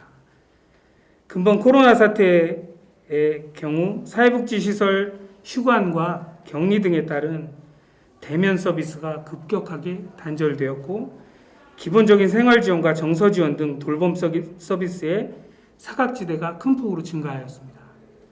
이로 인한 다양한 사회 문제가 발생하여서 이에 복지 소외계층을 발굴 지원하는 좋은 이웃들 서비스, 그리고 사회공헌 활동 기부은행과 같은 다양한 사업과 민관의 협력체계 협업을 통해서 지역사회 복지 사각지대 및 돌봄 대상자를 전문적으로 케어하기 위한 전문 인력의 양성, 그리고 지원체계 수립, 인력풀을 구축하고 연계하는 가칭 지역복지 공동체 구축, 희망나눔 전문가 양성 사업을 시행하고자 합니다.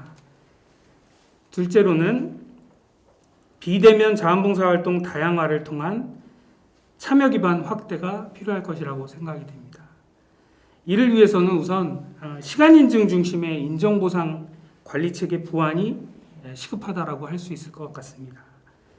올 한 해 코로나 현장에서 셀 수 없을 만큼 다양한 봉사 수요가 발생하고, 실제 온 오프라인 상에서도 매우 다양한 봉사활동이 이루어졌으나, 현재의 시간 인증 중심의 관리 체계로는 봉사활동의 인정 가능 영역이 매우 제한적일 뿐 아니라 비대면 활동 유형에 대한 공통의 인정 기준 마련이 어려워서 정책을 추진하는 여러 부처에서도 혼선을 겪고 있는 실정입니다. 최근 들어 1365 자원봉사에서는 온라인 활동 유형 등 몇몇 활동 유형에 대해서 활동 인증이라는 새로운 유형의 인정관리 체계를 도입 시행하고 있습니다. 그러나 이는 시간 인증 관리 불가에 따른 보완의 성격일 뿐 근본적인 대안으로 보기는 어렵다 생각이 됩니다. 때마침 대입제도 공정성 강화 방안이 2019년 11월 28일에 발표되어서 학생 봉사활동의 방향성도 실적 중심에서 문화화의 방향성을 지향하고 있습니다. 이를 계기로 시간인증 관리 체계와 균형을 이룰 수 있는 인정보상 관리 체계를 추가적으로 보완하여 갖추고 이를 통해서 다양한 비대면 자원봉사활동 프로그램을 제공해서 참여 기반을 계속 지속적으로 확대해 나가야 될 것이라고 생각이 됩니다. 세 번째로는 사회복지 분야 자원봉사에 대한 개념 확장이 필요할 것으로 생각이 됩니다. 기존 사회복지 자원봉사가 가진 시설 중심의 접근성 그리고 관리자의 전문성 등의 장점은 살려가면서 여가, 문화, 환경, 지역사회 문제 해결 등 참여와 활동의 폭을 넓히는 방향으로의 제도적인 보완책을 함께 고민하여야 할 것입니다.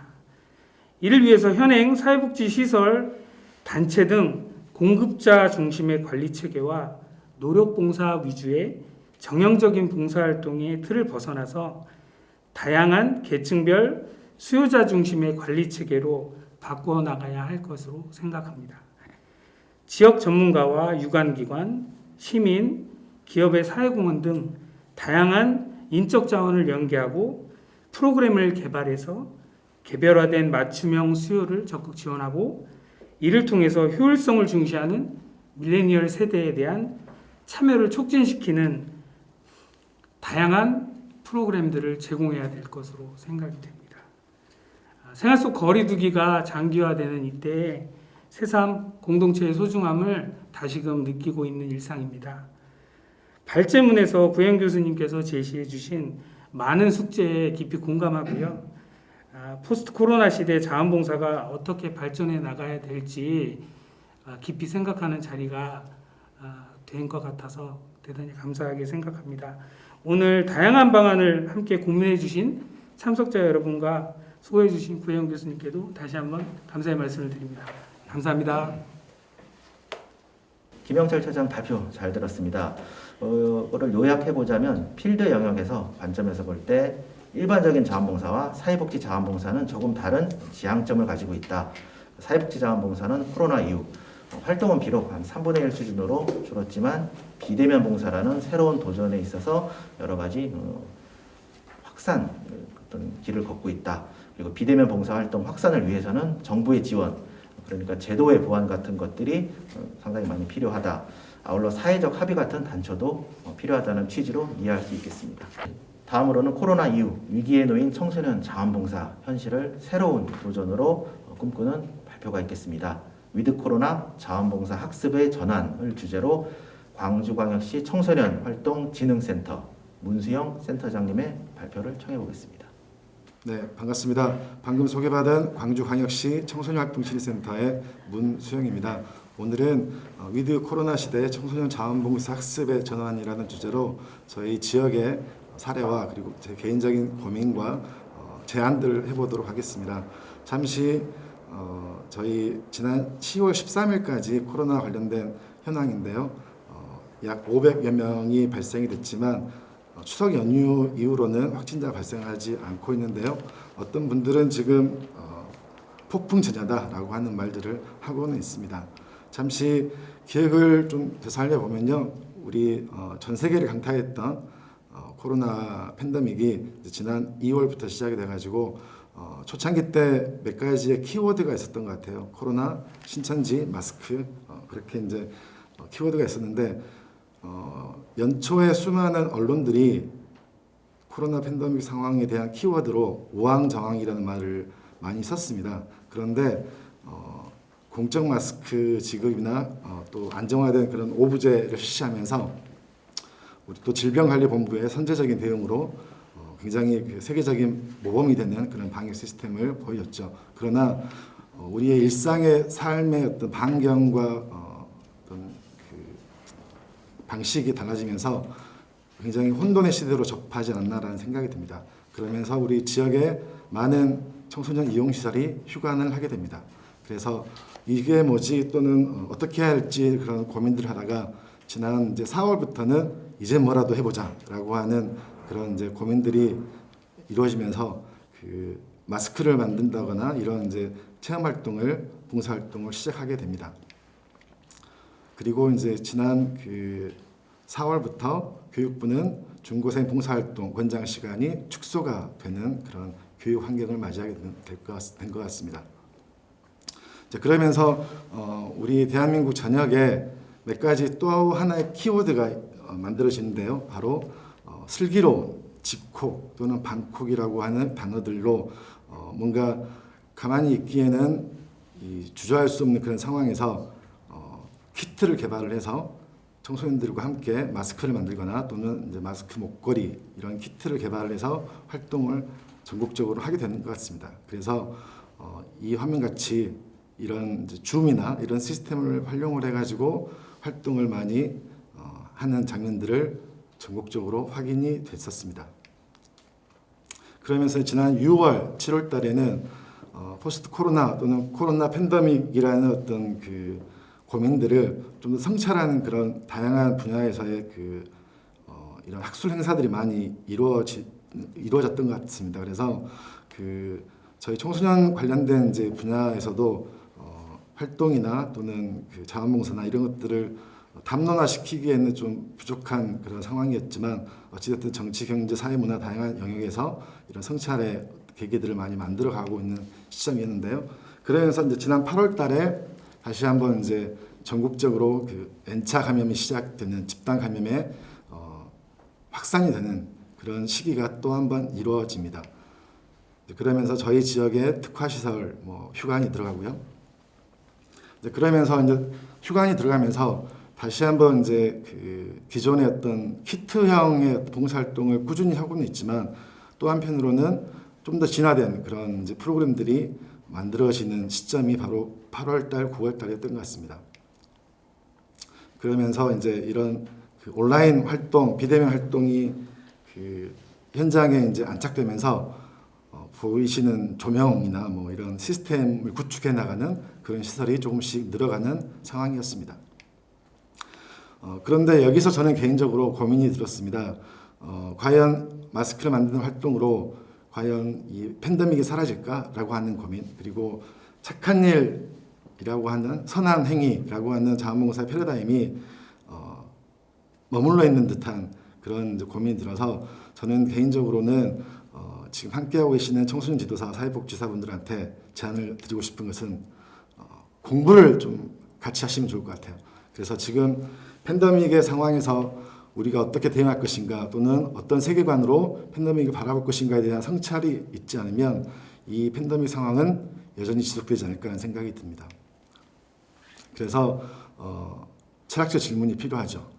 우리 청소년 지도사들이 현장에서 자원봉사 학습이라는 도구로 삶의 어떤 문제 해결을 위한 능력들을 어떻게 신장할 수 있을까, 그리고 이런 인류의 재난을 어떻게 대응할 수 있을까라고 하는 그런 고민의 지점이 필요할 것 같고요. 두 번째로는 학습이라는 어떤 그 원리, 그런 측면에서 교육공학이나 교육 방향에 대한 고민이 필요한 시점이 아닐까라는 생각이 듭니다. 또 한편으로는 4차 산업혁명을 이야기하면서 그 융합이라는 단어가 많이 나오는데요. 제가 생각하는 융합이라고 하는 것은 단순히 어떤 그 여러 개를 하나로 합치는 또는 하나의 어떤 복합적인 형태의 그런 기술의 접근이 아니라 어떤 경계를 넘어보는 것이 바로 융합이지 않을까 생각이 들거든요. 그래서 특히 이제 지금 시대의 어떤 그 미래에 지속 가능한 삶을 위해서는 지금 형태의 어떤 삶의 방식, 지금의 어떤 우리가 접하고 있는 수많은 그 지금 팬데믹 시대 때 배달 또는 플라스틱이나 포장지가 너무 많이 늘어나고 있잖아요.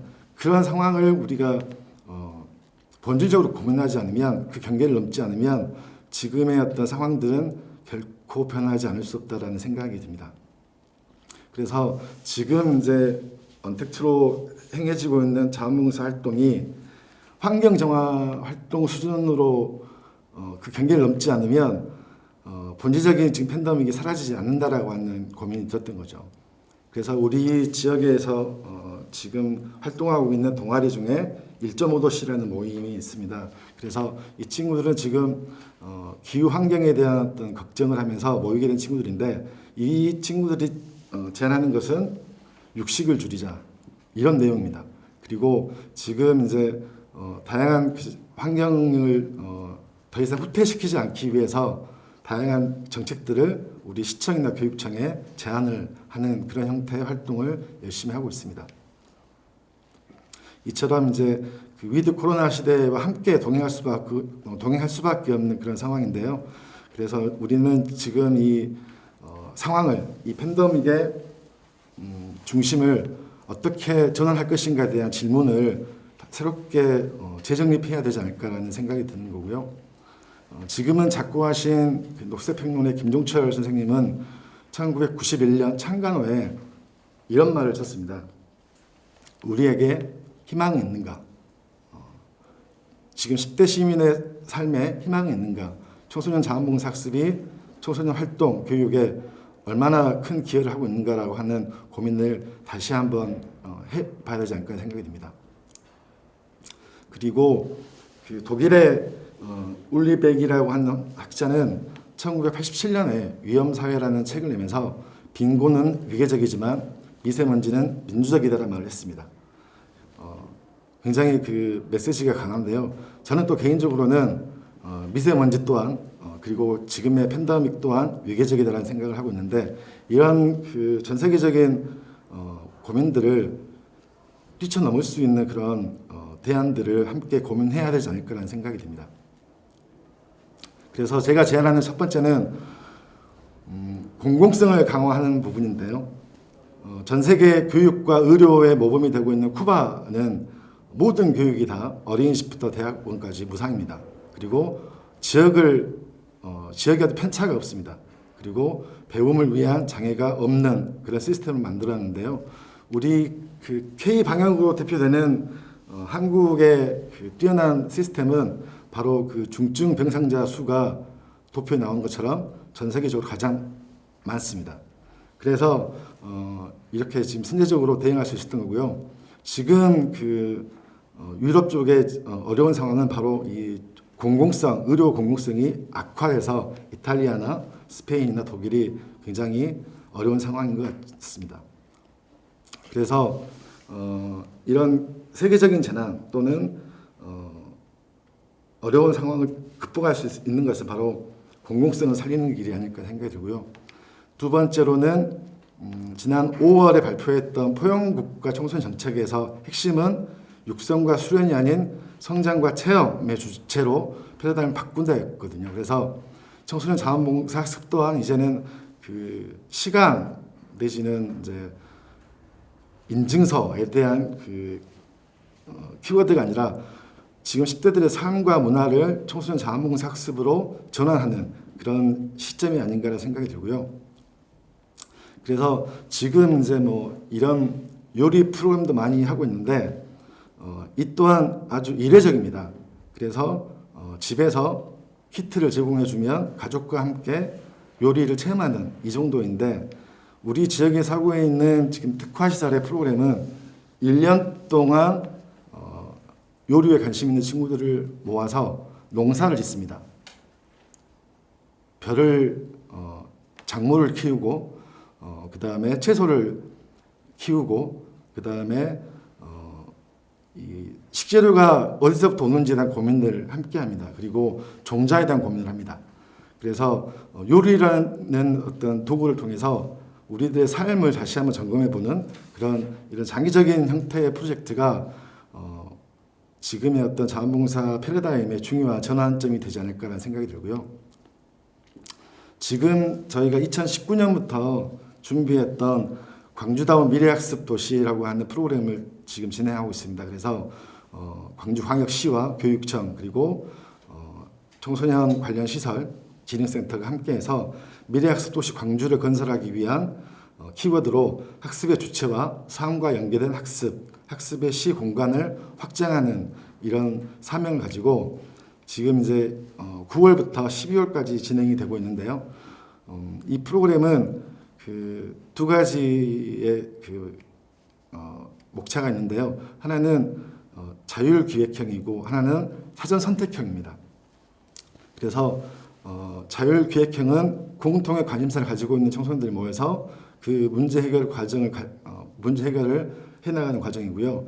사전선택형은 총 13개의 주제어를 가지고 여기에 관심 있는 친구들이 모여서 12회 동안 문제 해결 과정을 프로젝트화해서 마치는 과정인데요. 가령 이제 지금 몇 개만 소개해드리면 단편 소설 출판 프로젝트, 기후 위기 행동, 그리고 뭐 쓰레기를 생각하는 시간, 그 다음에 앱 제작 프로젝트 이런 주제를 가지고 13개 프로젝트를 지금 200여 명의 청소년이 함께 참여하고 있습니다. 그래서 교육 과정이 바뀌면서 자원봉사 활동이 이제 기재가 안 되는 상황인데요.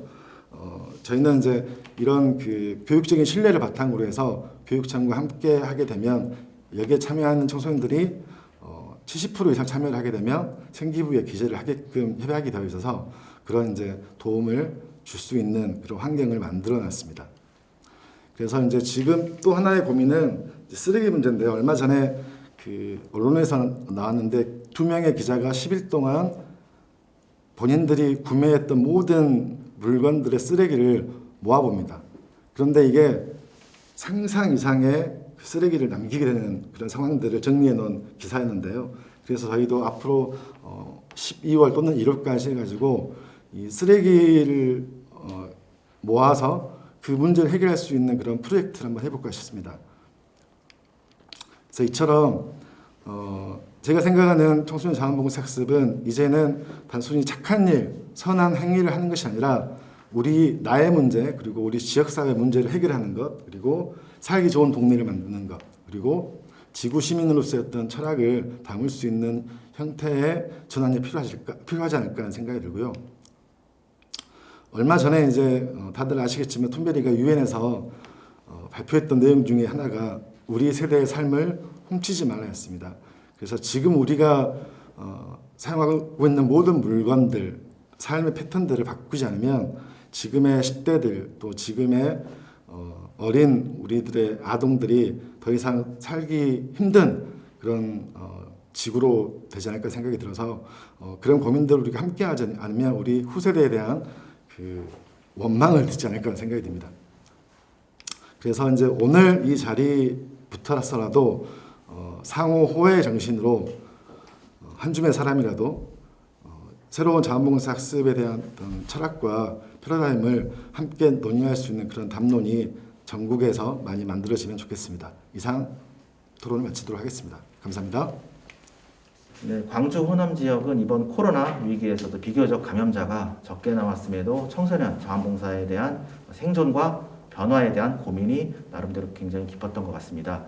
결국 불확실한 미래를 뚫고 가는 것은 청소년들이 직접 느끼고 주도하는 문제의식에 키가 있다는 것, 그리고 청소년들이 올바른 자원봉사자의 길로 들어서는 데는 지역사회 전체가 관심을 가져줘야 할 것 같습니다. 다음으로는 청소년 기관 현장의 목소리를 들어보겠습니다. 코로나19 이후 청소년 기관에서 봉사활동을 주제로 태조산 청소년 수련관 윤여승 관장님의 발표를 듣도록 하겠습니다. 안녕하세요. 반갑습니다. 여러분들과 코로나19 이후에 청소년 기관에서는 어떻게 봉사활동이 이루어지고 있는지 함께 이야기 나눌 천안시 태조산 청소년 수련관장 윤여승입니다. 앞에 발제자와 토론자 선생님들의 말씀을 좀 들었듯이요. 너무 급변하고 있는 세상이다라고 좀 보시면 되겠습니다. 이것들을 어떻게 우리가 대처를 하고 응대하는지 앞에 계신 토론자와 발제자분들의 큰 정책을 이해하겠다라면 저는 여러분들과 정말 현장에서 어떠한 봉사활동으로 바뀌고 있는지 그거에 대해서 같이 좀 말씀 나누도록 하겠습니다. 그러면 우리는 어떻게 지금의 시대를 좀 준비할 건지에 대한 부분들과 그러면 우리는 늘상 고민하고 있는데 누군가는 하고 있다. 그러면 그런 우리 기간 이외에 다른 지역은 어떻게 이루어진지에 대한 그런 사례들도 같이 좀 보도록 하고요. 그런 다음에 그러면 우리는 뭘 준비해야 되는지 그러면 어떻게 실천할 것인지에 대한 부분들로 말씀 나누도록 하겠습니다. 저 또한 지역에서 청소년들을 좀 만나고 있는데요. 이 코로나가 오면서 금방 끝날 줄 알았습니다. 일주일, 2주일이면 끝날 줄 알았는데 이게 너무 장기화되다 보니까 이제는 이 코로나의 시대에 있어서의 이제 일상이 되어버렸구나. 우리는 대면과 비대면을 같이 준비하지 않으면 또 다른 이러한 위기가 왔을 때 대처 능력이 떨어질 수 있겠구나라고 좀 생각을 하고 있습니다. 그리고 개별화되고 있는 이러한 청소년들이 온라인 교육을 통해서 초개별화되고 있구나. 아이들이 이렇게 좀 변화되고 있는 부분들인 거고요. 온라인과 오프라인 활동을 통해서 오프라인에서 진행된 것들을 온라인에 다 넣는다라고 해서 이것들이 그 비대면 활동에 대한 본질을 잊어서는 안 된다라고 좀 보고 있습니다. 그리고 온라인으로 들어가면서 이러한 세상에 있어서 청소년들은 너무 빨리 적응을 하고 있는데 우리들 지도자들은 이러한 영상에 대한 부분들이라든지 이런 부분들, 그다음에 커리큘럼과 봉사활동에 관련된 부분들은 어떻게 적용할지에 대한 부분들도 같이 맞물려서 고민을 해야 된다라고 좀 보고 있습니다. 놀라운 사실 저 또한 하나 발견을 했습니다. 지난 10월 초에 코로나 시대에 있어서의 청소년들이 생각하는 코로나 시기의 가치가 무언가에 대한 부분들을 이야기했을 때요. 저는 배려라는 용어를 듣고서 상당히 놀랐습니다. 그런 것은요, 결국은 코로나 시대에 온라인 학습, 개별 학습이 계속 이루어지고 있는데 그 속에서도 아이들은 서로에 대한 친밀감, 서로에 대한 배려, 나눔을 잊지 않다. 그럼 이 시기에서 우리들은 어떠한 봉사활동에 대한 콘텐츠를 제공할 것인지에 대한 본질과 그리고 청소년들의 욕구를 찾아나가는 것들이 필요하다라고 보고 있습니다. 청소년계에서는 지금 비대면 활동이 맞물려 가지고요, 다양한 형태를 좀 준비를 좀 하고 있는데요. 크게 4가지의 형태로서 좀 압축할 수가 좀 있습니다. 첫 번째는 키트와 청소년 활동에 대한 부분들로 연결이 될 수가 있고요. 두 번째로서는 비대면 청소년 활동에 있어서의 캠페인, 온라인상의 SNS상에서 이루어질 수 있는 캠페인 활동들도 이루어지고 있습니다. 그리고 세 번째에서는 디지털 콘텐츠를 제작을 해서 한 방향으로 아니면 쌍방향으로 제공해주는 내용들과 네 번째로서는 비대면 소통, 참여 활동으로 좀 이루어지고 있습니다. 이러한 것 중에 그나마 봉사활동과 그 다음에 융합할 수 있는 거리들은 그 비대면 청소년 캠페인에 있어서의 내용들과 그 다음에 디지털 콘텐츠에 대한 부분들로 좀 압축화돼서 좀 말씀 나누도록 하겠습니다. 여태까지는 키트 아니면 활동으로서의 끝났던 것들을 이제는 융합 그리고 이제는 통합 이런 개념으로 좀 보시면 되는데요. 그래서 예를 들어서 지금 실제 진행되고 있는 사례들입니다. 네, 유기견의 목걸이를 만들어주는 프로그램. 예전에는 팔찌를 만들었다면 이 팔찌를 유기견 센터에 보내서 봉사활동을 받는, 그리고 꼭 이런 것들이 그냥 시간으로서의 인정이 아니라 우리 지역사회에 있어서의 여러 가지 사회적 문제들을 같이 헤쳐나가는 부분들도 있다라고 좀 보시면 되겠습니다. 또 다른 봉사활동에 대한 사례입니다. 이것들은 네컷 애니메이션 만들기, 네컷 그림 그리는 내용인데요. 이걸 통해서 여태까지는 우리가 결과물, 꼭 행위로만 마지막에 그 형태로서만 봉사활동이라고 생각되는데 지금은 너무나 다양한 형태로 나오고 있다. 이것들이 네컷을 통해서 봉사활동에 대한 인식, 그 다음에 개선을 해나가는 것도 지금 시기에서 중요한 요소이다라고 좀 보시면 되겠습니다. 키트 활동들이 많이 이루어지고 있는데요. 키트를 제공해주고 키트를 다시 완성이 되면 다시 회수를 해서 이것을 사회복지기관이라든지 좀 더 어려운 기관의 제공을 통해서 봉사활동으로 좀 이루어지는 내용들도 같이 좀 찾아볼 수가 있으리라 보고 있습니다. 네, 지금 전국적으로 실시되고 있는 아마 여러분들 어울림마당이라고 잘 아실 수 있을 것 같습니다. 10월 넷째 주 하면 어울림마당 주간으로서 다양한 형태의 어울림마당이 이루어지고 있죠. 초창기의 어울림마당은 동아리 공연, 그다음에 댄스 공연이 이루어졌는데요. 시간이 지나고 회기가 진행이 되면서 이것 또한 발전이 돼가고 있습니다. 그 속에서도 어울림마당으로서 풀어나갈 수 있는 것들이 환경 걷기 대회가 있고요. 그다음에 프레이 플로킹이라는 프로그램을 통해서 청소년들이 걸으면서도 지역을 알아나가고 또 환경을 알아나갈 수 있는 프로그램으로 많이 돼가고 있다라고 보시면 되겠습니다. 그만큼의 봉사활동은 예전에 환경 정비, 오로지 쓰레기 줍기였다가 지금의 시대에서는 과정도 중요시되고 인식 개선도 좀 중요시되는 내용들로 변하고 있는 내용들입니다. 이것들을 비대면 활동에서 어떻게 좀 녹여낼까를 하고 있는데요. 이런 고민들이 현장에서는 작게 아니면 크게 진행되고 있는 내용들입니다. 제가 지금 제시되고 있는 것들은 어떤 특정 기관에 대한 기관의 설명이 아니고요. 이러한 기관들에서는 어느 기관이든지 작게는 진행이 돼가고 있는데 제가 이러한 컨텐츠를 여러 이 청취를 하고 계신 분들에게 안내해주기 위해서 보도자료 검색이라든지 뉴스 검색에서 나왔던 내용들로 좀 말씀을 드리고 있습니다. 온라인으로 봉사활동을 할 수 있는 방법들, 캠페인 인식이라든지 아니면 캠페인 교육이라든지, 그 다음에 온라인상에서도 그 대면 활동을 통해 가지고 이루어질 수 있는 내용들도 다양한 형태의 봉사활동이라고 좀 이루어질 수 있다고 보시면 되겠습니다.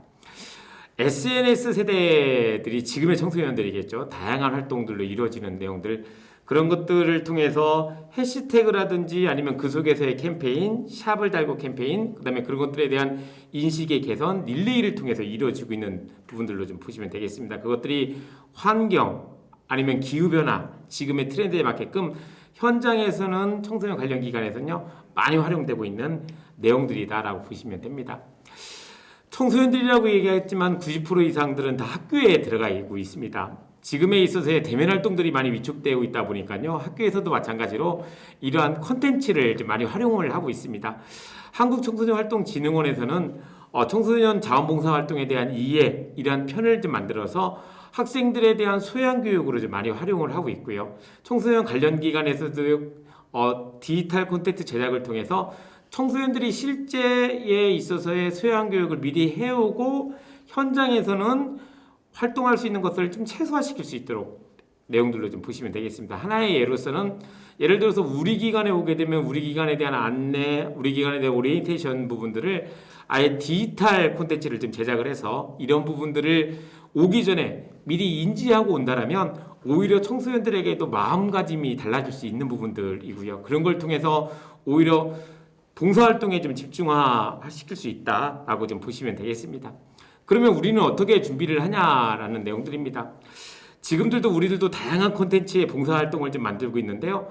본질은 꼭 지켜야 된다라고 생각을 하고 있습니다. 저 또한 청소년 현장에서 봉사활동을 우리들 중심으로 봉사활동을 만들고 있는데요. 이런 것들이 정말 학교에서라든지 학생들이 봉사활동이라는 본질에 벗어나지 않느냐에 대한 고민들을 어제 한번 장사님하고 통화를 한번 해봤습니다. 우리가 이러한 것들을 좀 만들고 있는데 학교에서의 분위기는 어떠냐? 우리가 실질적으로 봉사활동 프로그램이 제공되는 것들이 어떠냐라고 했을 때 학교에서도 우리가 제공되는 프로그램들이 봉사활동인지 아닌지에 대한 기준이 모호하다라는 말씀을 좀 하고 있습니다. 간혹 우리들도 프로그램을 참여하기 위해서 청소년들에 대한 어떻게 보게 되면 모집의 유인책으로서 이거 참여하면 2시간 봉사활동, 4시간 봉사활동에 대한 어떻게 보게 되면 봉사활동을 우리들도 악용할 수 있는 건데요. 그런 것들을 봉사활동에 대한 본질을 잘 지켜나가는 것들이 필요하고요. 프로그램을 좀 구성을 할 때 우리들끼리만의 회의가 아니라 이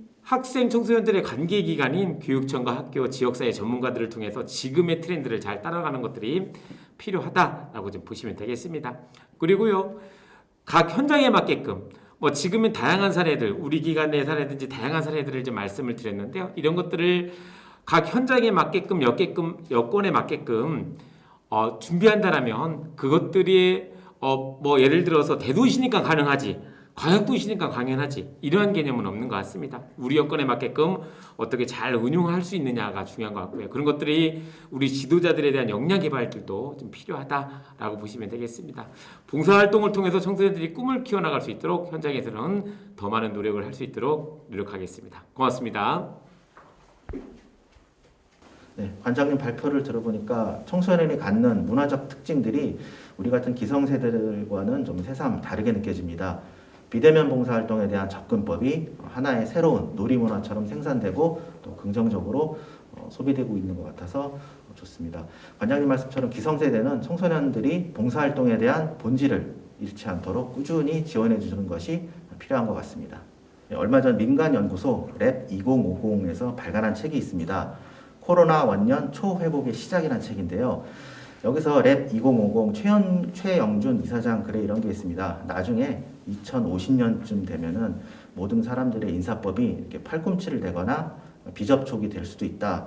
그때 당시에 이제 어린이들은 아마 옛날에는, 그러니까 2020년대에는 사람들이 정말 손을 잡고 흔드는 이런 악수 같은 걸로 인사를 했다던데요. 진짜인가요? 이렇게 물을 수도 있다고 합니다.